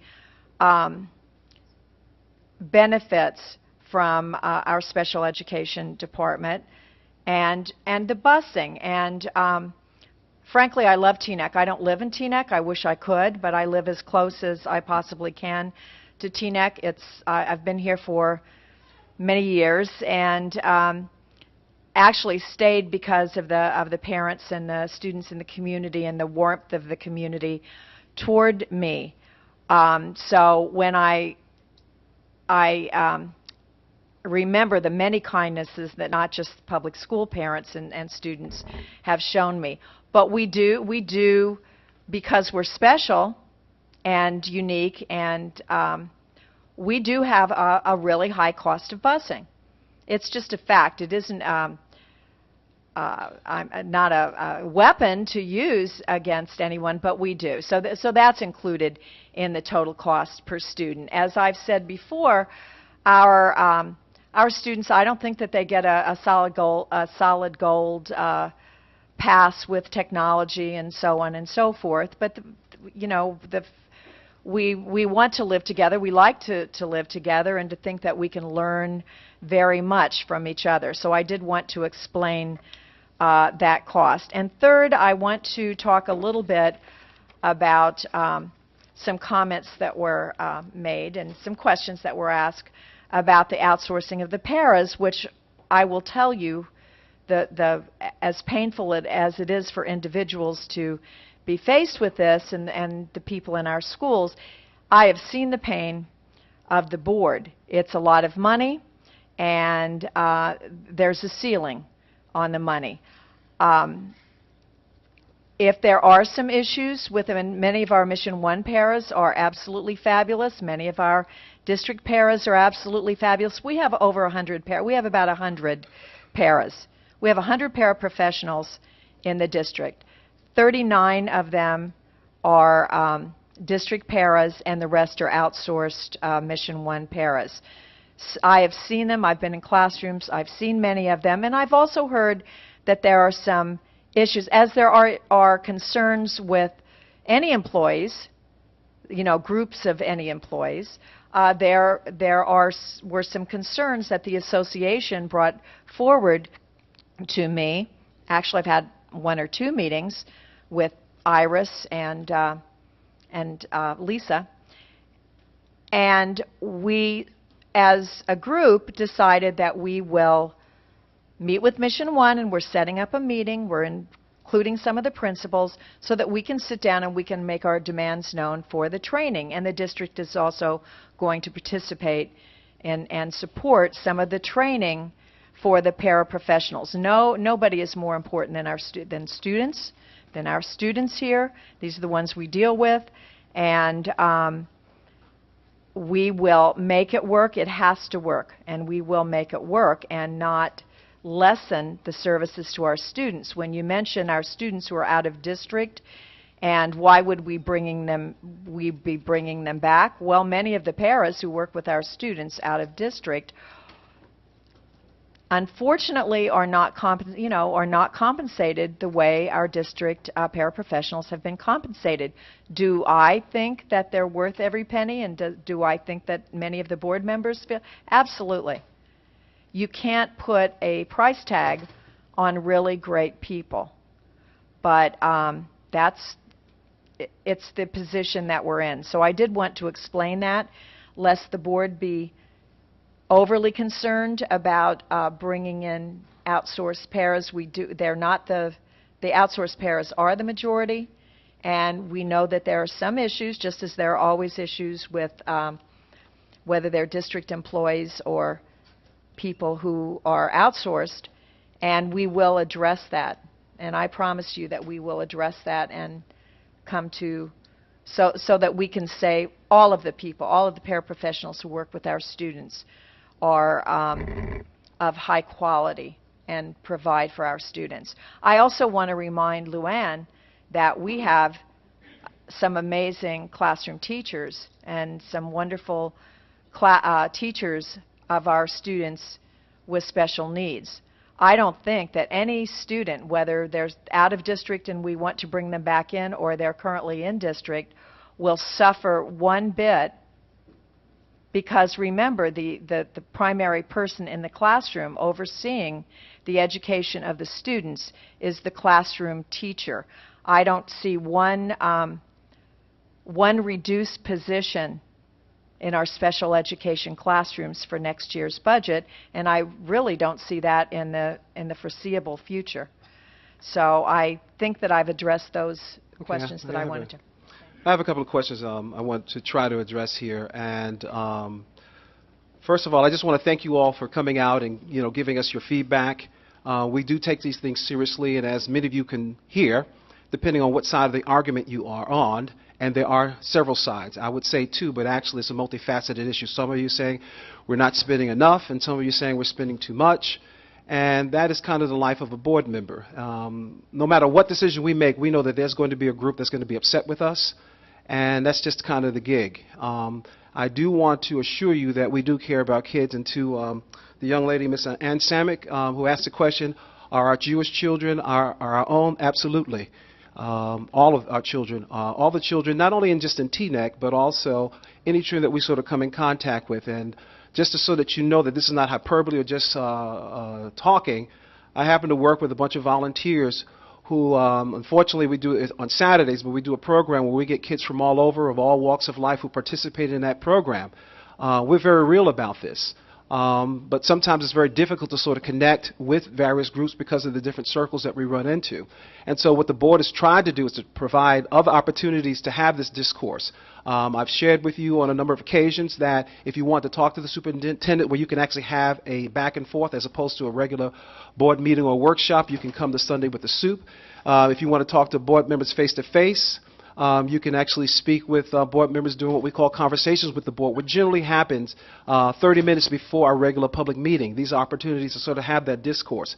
Now, in terms of communication, I think Ms. Hernandez and someone else had brought up the point about the better communication with the Jewish community, and I think, who was it, Mr. Derrick, who had asked questions about getting the presentation before the board meeting.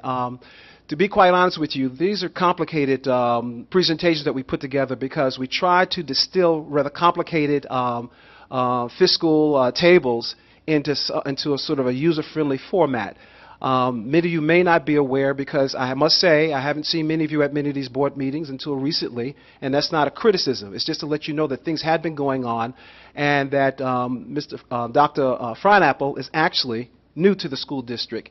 And he had very large shoes to fill in terms of our former business administrator, Mr. Robert Finger. And so the presentation for today and previous actually weren't completed till probably hours before we actually brought it out to you today. That's the truth. Because between the work that he does, we get the information from the Finance Committee, the superintendent goes through these, I go through this, our board members give input, in trying to make it as transparent as possible, and that's why we post it up on the website. If you kind of follow us in a consistent sort of way, and not just the 3 or 4 that when we were talking about busing or budget, you would actually see that there's a whole pattern of that, and I think that there are very few school districts that actually do that sort of thing. Can we do better? Absolutely. And as we kind of get our stride and more of you tend to participate in this on a more regular basis, I think you'll see that we'll do anything that we can to bring you into the discussion. Now, some of you had mentioned the point of board reaching out and working with the Jewish community, and I want to say that we try very hard. It's easier said than done. In fact, to talk about a situation where we actually did this, Dr. David Groover, before he actually was a board member, had actually called together a meeting of representatives from the Jewish community where Ms. Pinsack, myself, David Duguid, had attended this meeting to address upfront and close and personal with a group of people in terms of how could we better establish relationships with our Jewish brothers and sisters and with our young people who are Jewish and addressing some of their issues. That we had one meeting. The board was really ready to act on a lot of the issues, and there was no follow-up. And I must say, I called several times to say, can we follow up with this and see what it is that we can actually do? And that really didn't happen. Now, that's not just the first attempt. In fact, every mayor that we've had, I've offered to go with that mayor and the town manager and with our superintendent to any forum in which members of the community had questions about what we do and why we do what we do. No mayor up to this day has ever taken me up on that offer. I've never gotten an extended invitation to attend any yeshiva or any temple or any of that to sort of talk about these sorts of issues. We really would prefer to talk about these things before we reach this budget issue. Now, some of you talked about we're threatening you and with what's to come. Here's the thing. We can't do anything about what you feel when we sort of put out information. We realize from our harassment, intimidation, bullying that the perceived notion of the person who's receiving it dictates what the feeling is. Meaning that if I say good morning to you and you feel threatened, you feel threatened. And so it becomes a challenge for me to figure out how to say good morning to you without making you feel threatened. And I must say some of you are very challenging in that regard, because if I give you a fact, you say, I'm threatening you. Now, this fact that we're giving you is not just to the Jewish community. So that says something about you in terms of what you're perceiving. In fact, that goes to our teachers, that goes to our custodians, that goes to our parents. We're all taxpayers up here. We've been seeing this, the finances of our town and the way that Jersey finance public education, the handwriting has been on the wall for decades.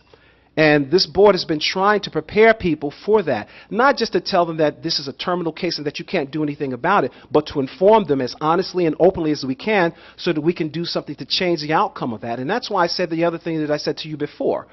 The challenge that we have here in terms of the resources is our lack of imagination and willingness to change the way that we are and the way that we do business. What do I mean by that? When people say, we want change. We want change. Really what they mean is that we want everybody else to change and I want to stay the same.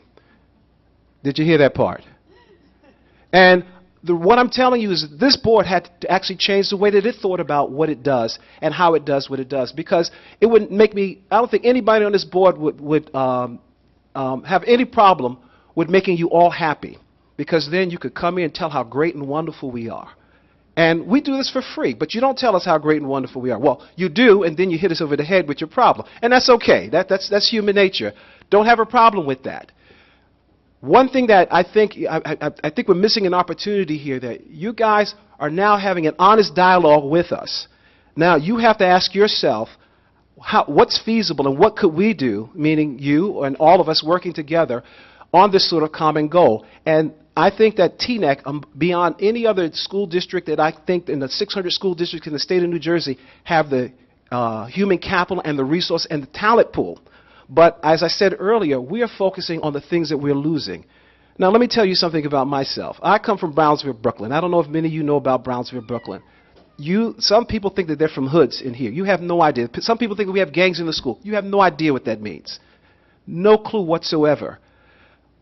If you want to talk about poverty, you want to talk about issues, you want to talk about social challenges, go to a place like Patterson, or go to any of these, or even to Newark, and look what's going on here, and then think about TNEC in terms of the wealth of resources that we have, in terms of the people that can participate in what we do. And this is not a philosophical or theoretical thing. For 13 years, I've worked with a bunch of people on a free math and writing program. Unfortunately, it's on Saturdays. I wish I could do it on Sunday so that my Jewish brothers and sisters could participate in that. In fact, I offered to council members to start one. To start one of those things. We don't get a dime from anyone. We've gotten maybe a small grant from the Episcopal Church to run it. But by and large, that program is run on the kindness of strangers. Strangers from TNEC that bring their talent to the young people from second grade through high school. So I know that it is possible, and I think some people have said earlier that if you put it out there, that people from this community can actually step up to the plate and make our school system whole but not in the way that we are used to thinking about it. Not whole in terms of paying stipends, not whole in the way of sort of paying amounts that we cannot. The reality of the matter is that we have a 2% cap. That 2% cap is real. So for the bargaining groups, it's not doom and gloom. It's simple math. You can't get 4% if we can only bring in 2%. And that's just the reality of it. And so it's just a matter of time. And this is not a threat. I'm not threatening you. I'm giving you something that is quite factual. We tried to put it up on the board. We tried to show you. Some of you talk about our cost per students.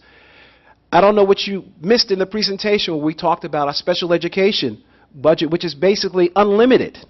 Unlimited, meaning that if a person wants to do a unilateral placement out of our school district, we have to pay, no matter what that is. You saw it was over a quarter of our budget. And we're not mad about that because we think that children need to be educated, whatever their needs are. And that what makes the difference of a public school than most parochial, most charter schools, is that we cannot by law reject anyone. We must accept anyone that steps to our door, no matter how bad, even if they don't even live in our town. And what I mean by that, let me be clear. Let's say you have a child that has no home, and they're here. They're ours. So think about all of those sorts of things. I realize from your perspective, and so I'm not mad at you when you come and you scream at us and say, why are you doing all these crazy things, and why don't you do this, and why don't you do that, and it seems that we're not hearing you. That our educational system in these United States is a very complicated thing that's tied in with politics, that's tied with money, that's tied with big business, that's tied with laws, that's tied with statutes, of which we are compelled to follow. And in all of that, we have to try to make some sense to how the heck do we educate children. So if you are serious about having a conversation with us, my phone or my home number is actually on the TNEC website. My email is there. You can set up an opportunity. I assure you that this young lady to my left here, this young lady to my right here, and this gentleman will be more than happy to explain to you, but you have to be open to hear what we're saying. There's nothing in our hands. I realize that Mr. Kaplan is doing forensic on what happened with the busing and what was our thinking and all that sort of thing. And I think Ms. Pinsack had pointed out the reason that many of us responded the way, because we didn't know ourselves. As much as I would love to control everything. Well, actually, I don't want to control everything that everyone does. Well, that's great for him. That's great for him. I didn't know, and I don't know everything. I am the president of the school board, not the emperor, not the czar, not Buddha, not God, not any of that. And so I don't know everything that's going on, and I cannot control everything that every board member does or everything that every person who works for the district. All we can do is try to do the very best that we can to try to put that thing out there. We're sorry that that happened, but I must say at the time that we had the initial meeting, many of the board members themselves didn't really know what was going on, and actually caused a bit of suspicion amongst ourselves, where people said, who said this and where did this thing come from, only to find out that it came from one of our very own in terms of our staff. And we're sorry if that caused people heartaches or what have you, but we had no control over it. We're addressing the issue.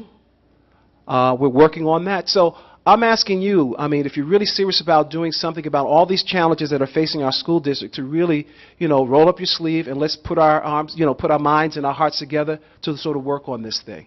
So I thank you on that, and I think Mr. Rose and Dr. Gruber want to say a couple of things. So, thank you.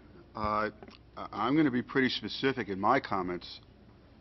When someone says, I'm sorry, just one more thing. I was derelicting my duties. We had two council members here earlier. We had Mr. Alan Sohn and Mr. Mark Schwartz. I apologize for not bringing that to your attention. And we also had our principal, Angela Davis, who did an extraordinary job this afternoon with an unveiling of a sign of a new garden that was put up at Thomas Jefferson Middle School. Okay. I always hope that when people make statements here that they stay till the end of the meeting to hear the answers. But I do see people constantly walking out. I'm going to be a little specific regarding what I listened to this evening. When someone accuses me as a member of the board at large of having lied, misled, and targeted people, that's both presumptive and incorrect. I received a number of emails, and I responded to every one of them. I was truthful, forthright, and I answered and responded with great candor regarding the concerns that were presented to me. And for someone to make that kind of a statement tonight, I believe we're owed an apology. I want to thank the gentleman who said prior posting of information is a good suggestion. I hope that there is some information that we can provide ahead of meetings so that you are informed, so that you can study it, so that you can participate to a greater extent with more knowledge and background regarding the concerns that are presented at this meeting. I also hope that in the future we post meetings more quickly onto the net. Sometimes it takes longer. It may be because people aren't familiar with getting it done on a more timely basis, or there's a technical problem. I don't know the resolve to that other than saying that I hope we try and get information back onto the net in a very timely manner. Our children, are they your concern? I don't know if that was a rhetorical question. Not rhetorical, okay. I think that it should be evident from the actions of this group that all of the children in Teaneck are our concern. And I hope that you pose that same question to yourself. Are all of our children in Teaneck your concern as well?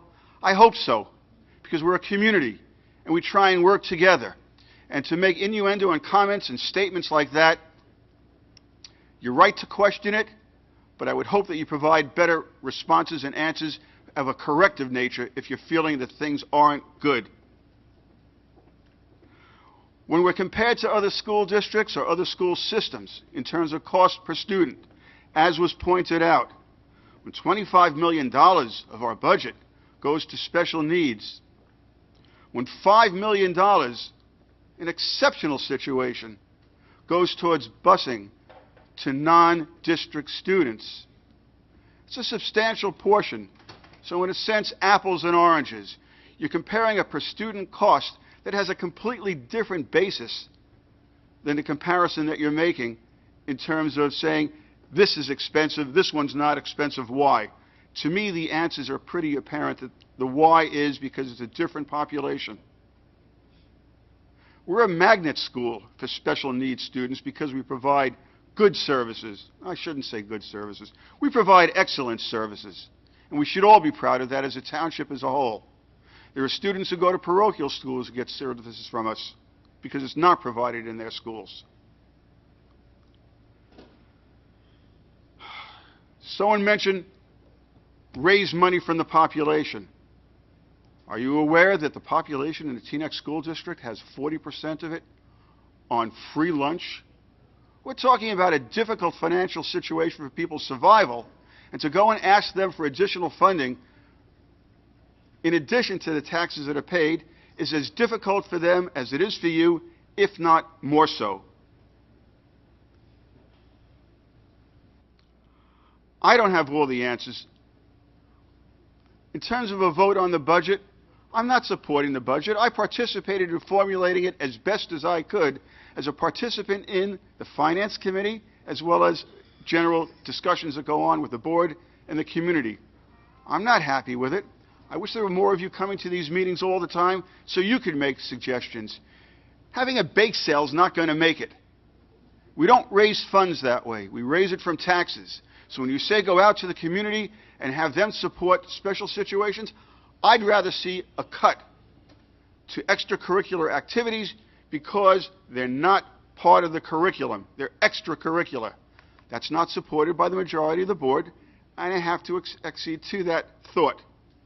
On the other hand, it's going to be part of the discussion when people start talking about charging for services provided through the school for extracurricular. I'd rather see the services cut somewhat because I don't believe, whether it's politics or school activities, that you have to pay to play. I feel it's inappropriate. I'll say no more at the moment, but you'll know you'll hear more from me later on. Thank you for your attention.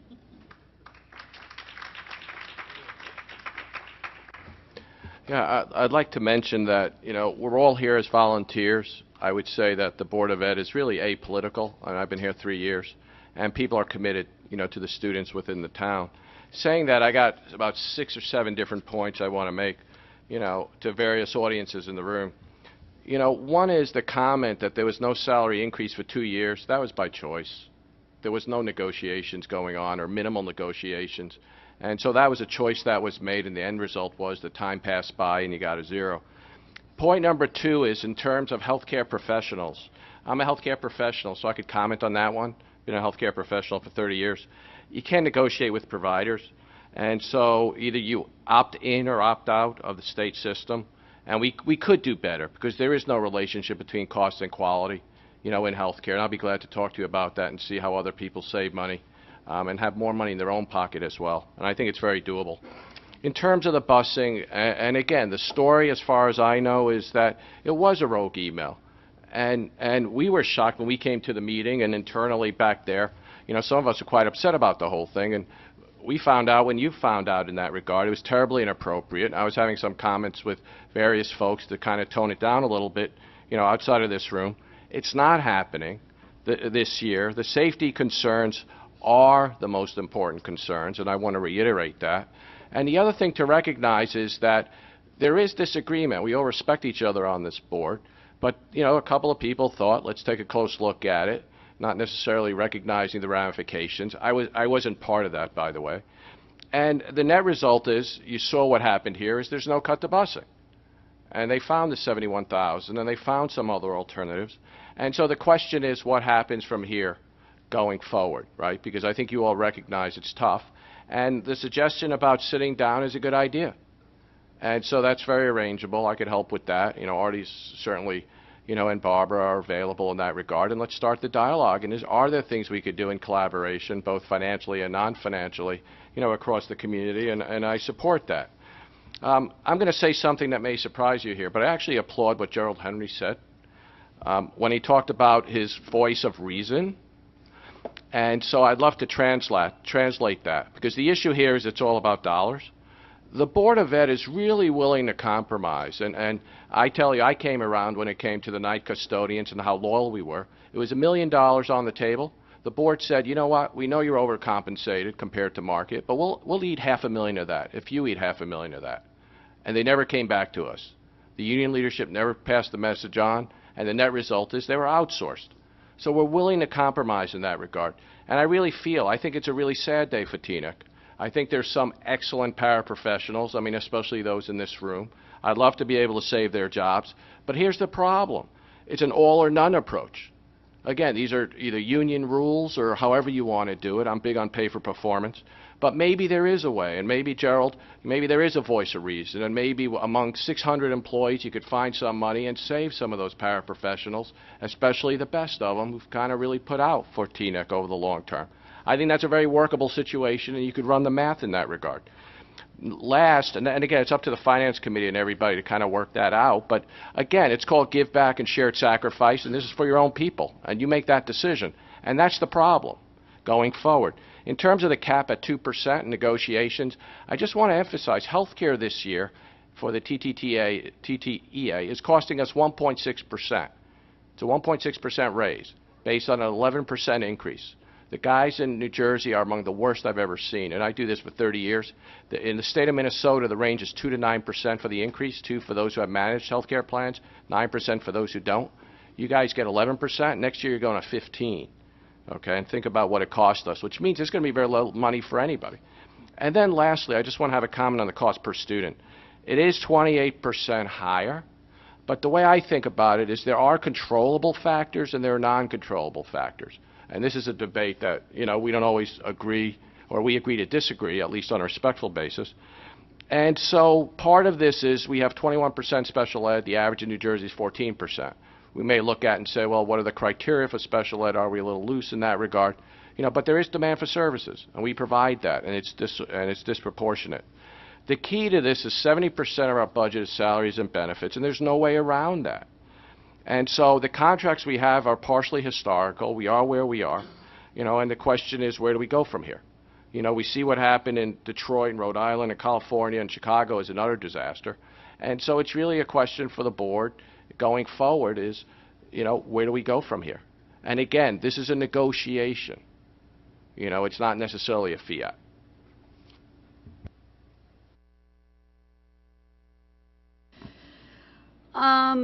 Okay, well, first of all, I should explain a little bit about where I come from, just to put what I'm going to say in context. My kids were in a Jewish day school up through 8th grade and then graduated from Teaneck High School in college now.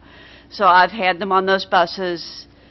and paid those tuitions while paying Teaneck property taxes. And I know what that feels like. That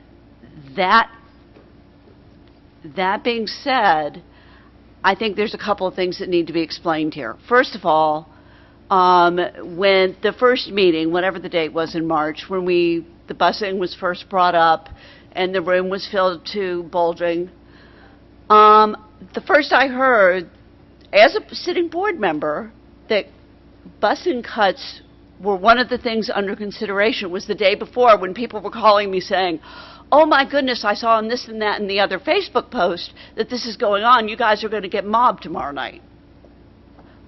Here's the system.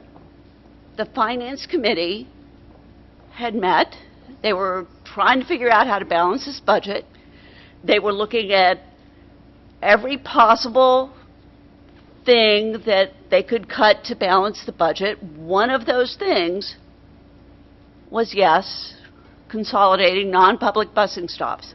Another of those things was getting rid of courtesy busing for public school children.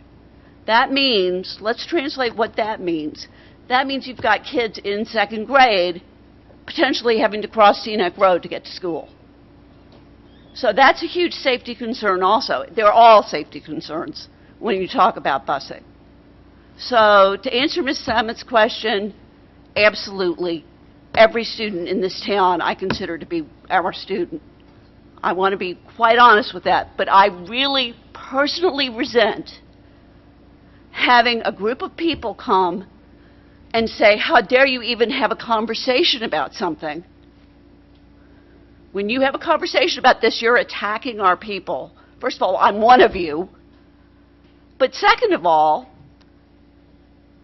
it's against the law for us to discuss anything having to do with these schools, all 9 of us, except in a public meeting, unless it's a personnel issue, a HIB issue, certain limited issues. It's a student issue, personnel issue. It's got to be handled in a public forum.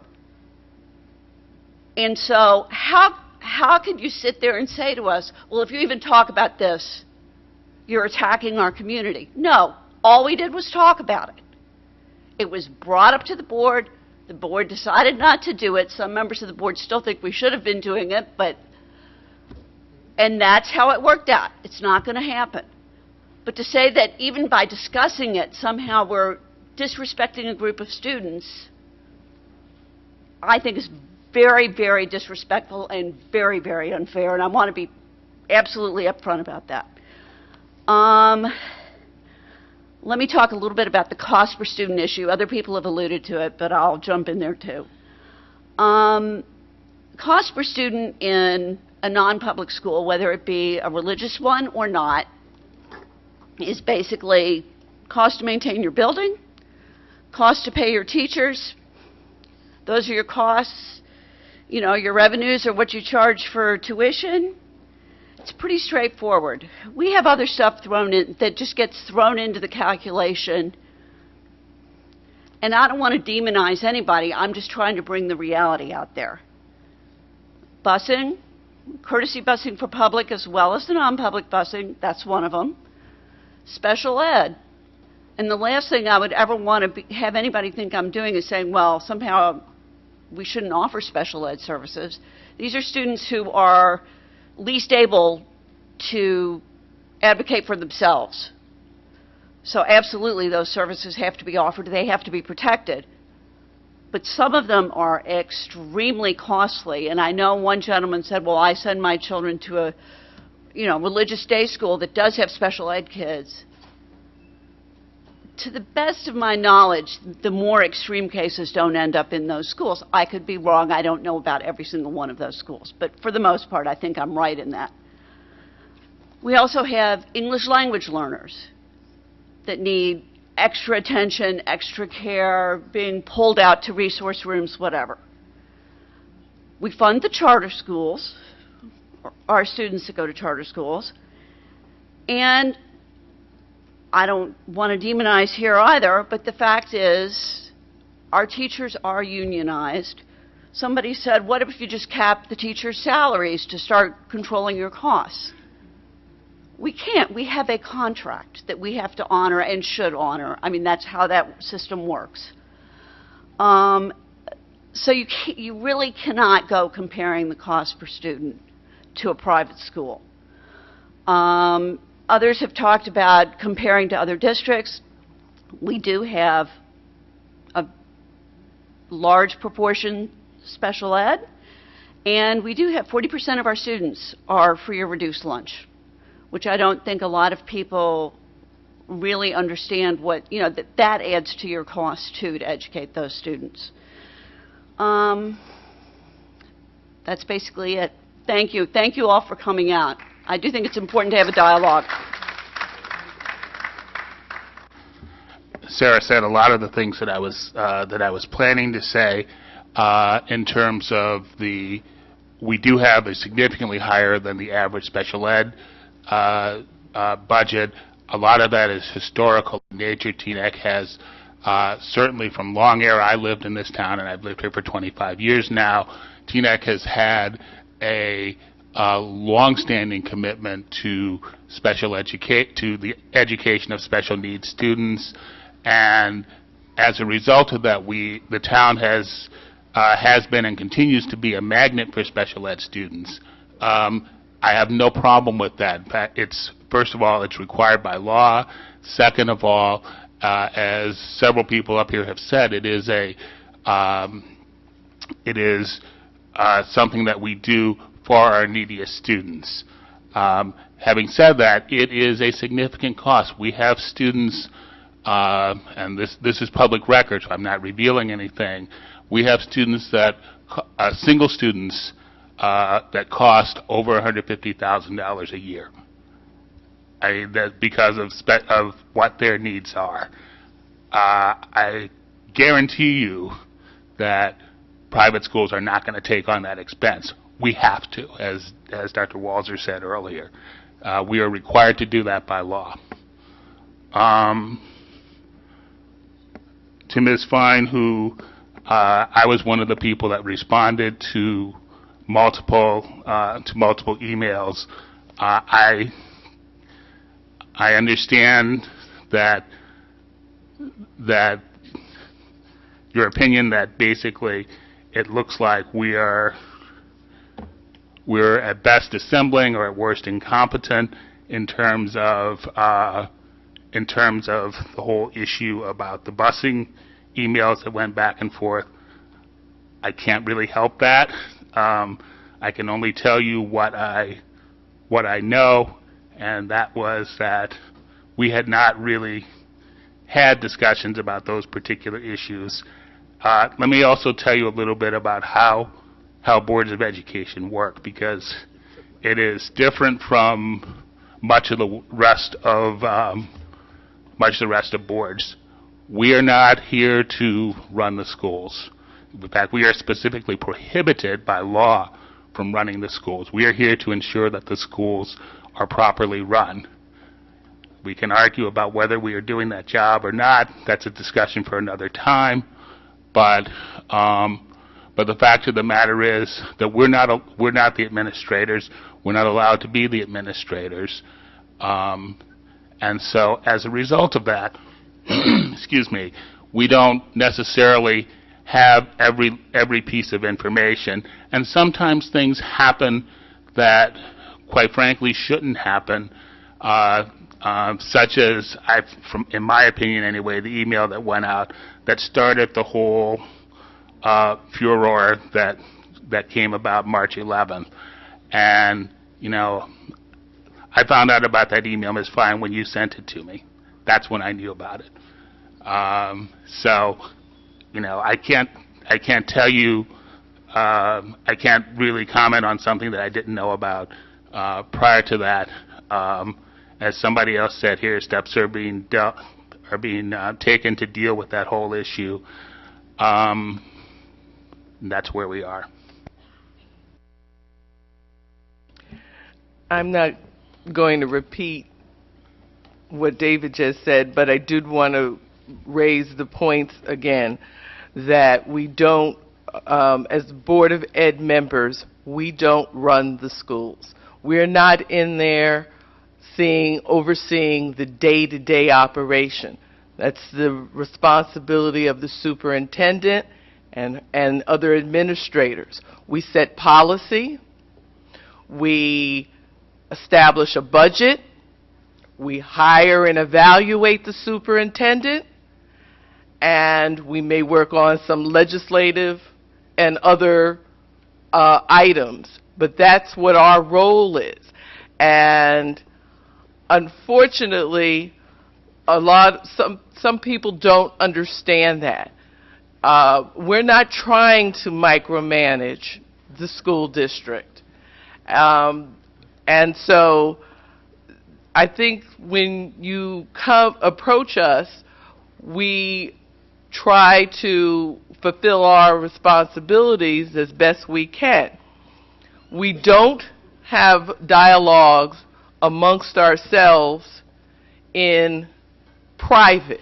It's a violation of the Open Public Meetings Act.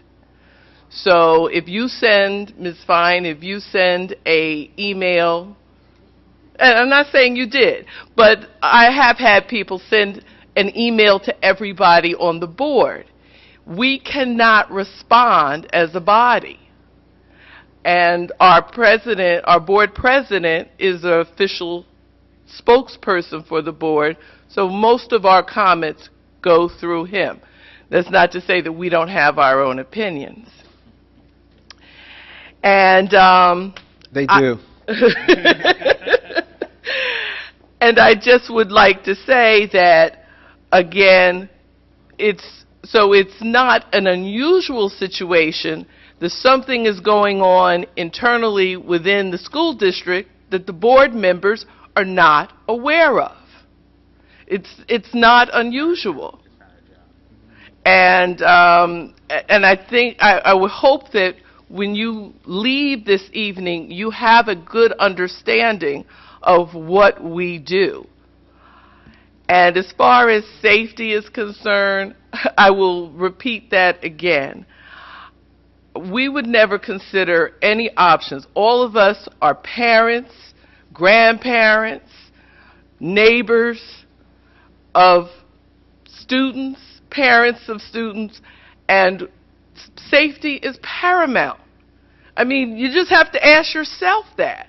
If you consider that for your child, don't you think that we would consider it for yours and ours?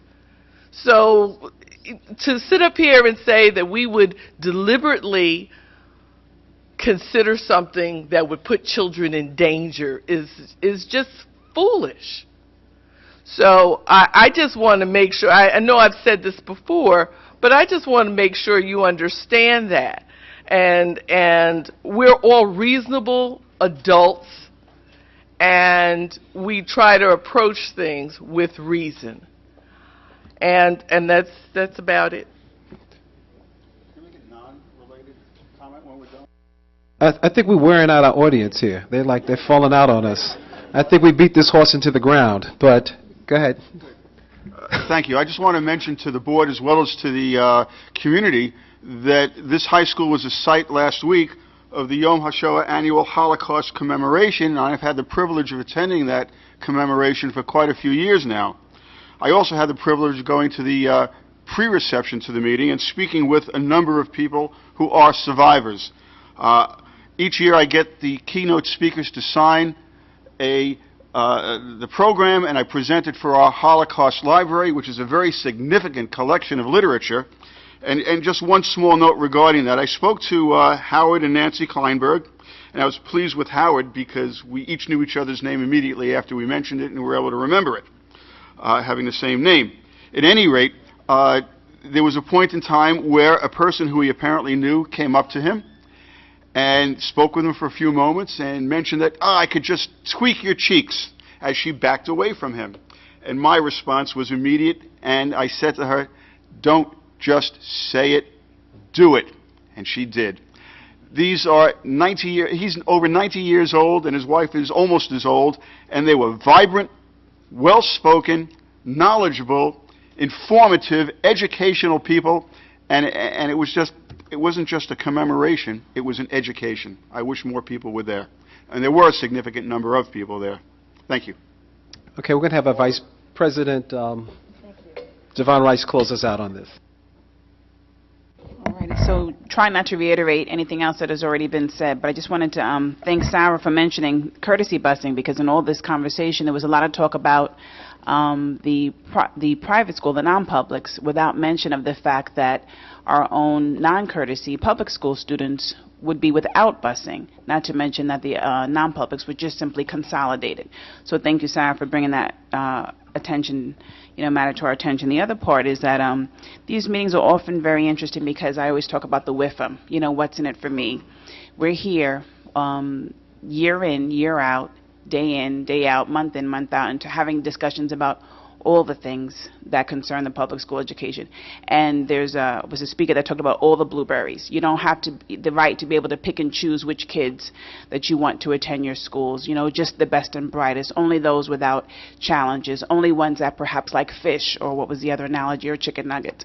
We as the public school accept all the children of our community by your choice. You may choose to not, but they always have a right and are welcomed here in this community, this wonderful, diversified community that we live in of Teaneck, where we do care about each and every student. So it's very painful, not only to get here and not get paid, to be accused of only caring about one segment in a very diverse community. And oftentimes, many people moved here because of the love of the diversity. And that even though you may only be concerned about the WIFM, what's in it for me, and what you feel is a consequence to your community, we are very conscientious in making sure that our students, which at graduation I'm so honored and pleased to hear them talk about the diversity experience that they have here, and how they're so well prepared to deal with the world because of the experience that they have here in our public schools. And that makes this more worthwhile in dealing with. And having your morals and your character questioned, because I understand that the students get it, that they know why we do what we do, and that makes it all worthwhile, regardless of people whether they think we care about their students or not. So I just wanted to put that information out there. Also, in terms of being a parent of a child with special needs and having an IEP, I am very personally acquainted with the value of our paras. I see some of the paras here who, were paras to my student, and value them and hold them in the highest esteem. Donovan was a classmate of mine. We graduated from Teaneck High School together. So I'm not unacquainted with the personal impact of this. Unfortunately, it's financial. And if it wasn't financial, we wouldn't have to be in this position. It's very hurtful because you know that it's impacting our students. But what do? When you're in a rock and a hard place, you have to make those hard decisions. And these are the decisions that we're forced to make. And we keep talking about it, as Dr. Wolfson, I don't want to continue to reiterate this information, is that these are the consequences that we do see continuously on the horizon. They're not veiled threats. It's just a matter of what will be taking place. And for anyone to feel that they're exempt from feeling the consequences, I'm sorry, we're all sharing in the sacrifice. And so I just wanted to share that point. There's, we are where we are. There are hard decisions that have to be made. And even at one of these meetings, there was this other veiled threat of, we could be a community like Muncie or Lakewood or other communities where we can just take over your board. We've even had that threat in these meetings. And it's, again, interesting, the people that come out of your community to say that we'll just want to take over your board just because we can then, I guess, push one particular agenda. But I'm happy to serve here with people who are concerned about the whole of Teaneck, that really do try to make the best decisions possible with the information given at the time, or lack of information that's given at the time, even if you're accused of trying to withhold information. Whether we agree or disagree, I can say that I honestly feel privileged to serve with people that are willing to stand against the fire and against the gate to make those hard decisions. And for those of you who are considering this as an option, when you sit on these seats, hopefully you will not be concerned about one constituent base or one child, that you will always continuously be interested in all of the children in Teaneck. Yes. Just a quick comment. Again, the Lakewood comment and Muncie comment was one person, and and it's been brought up before, and it's not necessarily representative of the Teaneck community. And so I think it's really important to just emphasize that point, that in any community you're going to have some outliers. There's no interest in gutting the school system. I mean, we all believe, or most of us believe, let's put it that way, in a thorough and efficient education. It's just a question of how much of each and how much resources required to get there. Okay. Now, we're going to need Dr. Frohnapple to propose a resolution so we can move on with this. Mr. President, we really don't need a formal vote because the board has already approved the budget, but I would respectfully ask that you poll the board so that we have a consensus that they will approve the reductions that we have proposed tonight to make that budget whole. So it's an informal polling. This way we'll know how to prepare for our public budget hearing in 2 weeks. Well, since we've done this already, I don't want to play at it. You know, we've talked this into the ground, so I would rather actually have a formal vote so that we can be done with it. Okay, I can call the roll for a yes or no. Well, you okay with that? I don't see the need to vote. I mean, it's not a. Well, what's the need to wait? Maybe I'll ask that question. We have what May 6th from now is what, 2 weeks, a week. I mean, if we were to get a I don't know 5-4 against, do we have enough time to go back to the table and reconsider what we did tonight? If we did the real vote tonight, then we could do that. If we wait for May 6th, no. Well, I guess whether we take the vote of the straw poll. See the point of the straw. I mean, we did the straw already, so I don't see a point of doing either we vote for real or not. Dennis, why don't you read what is actually, they've already voted. We've already voted. There's nothing to vote.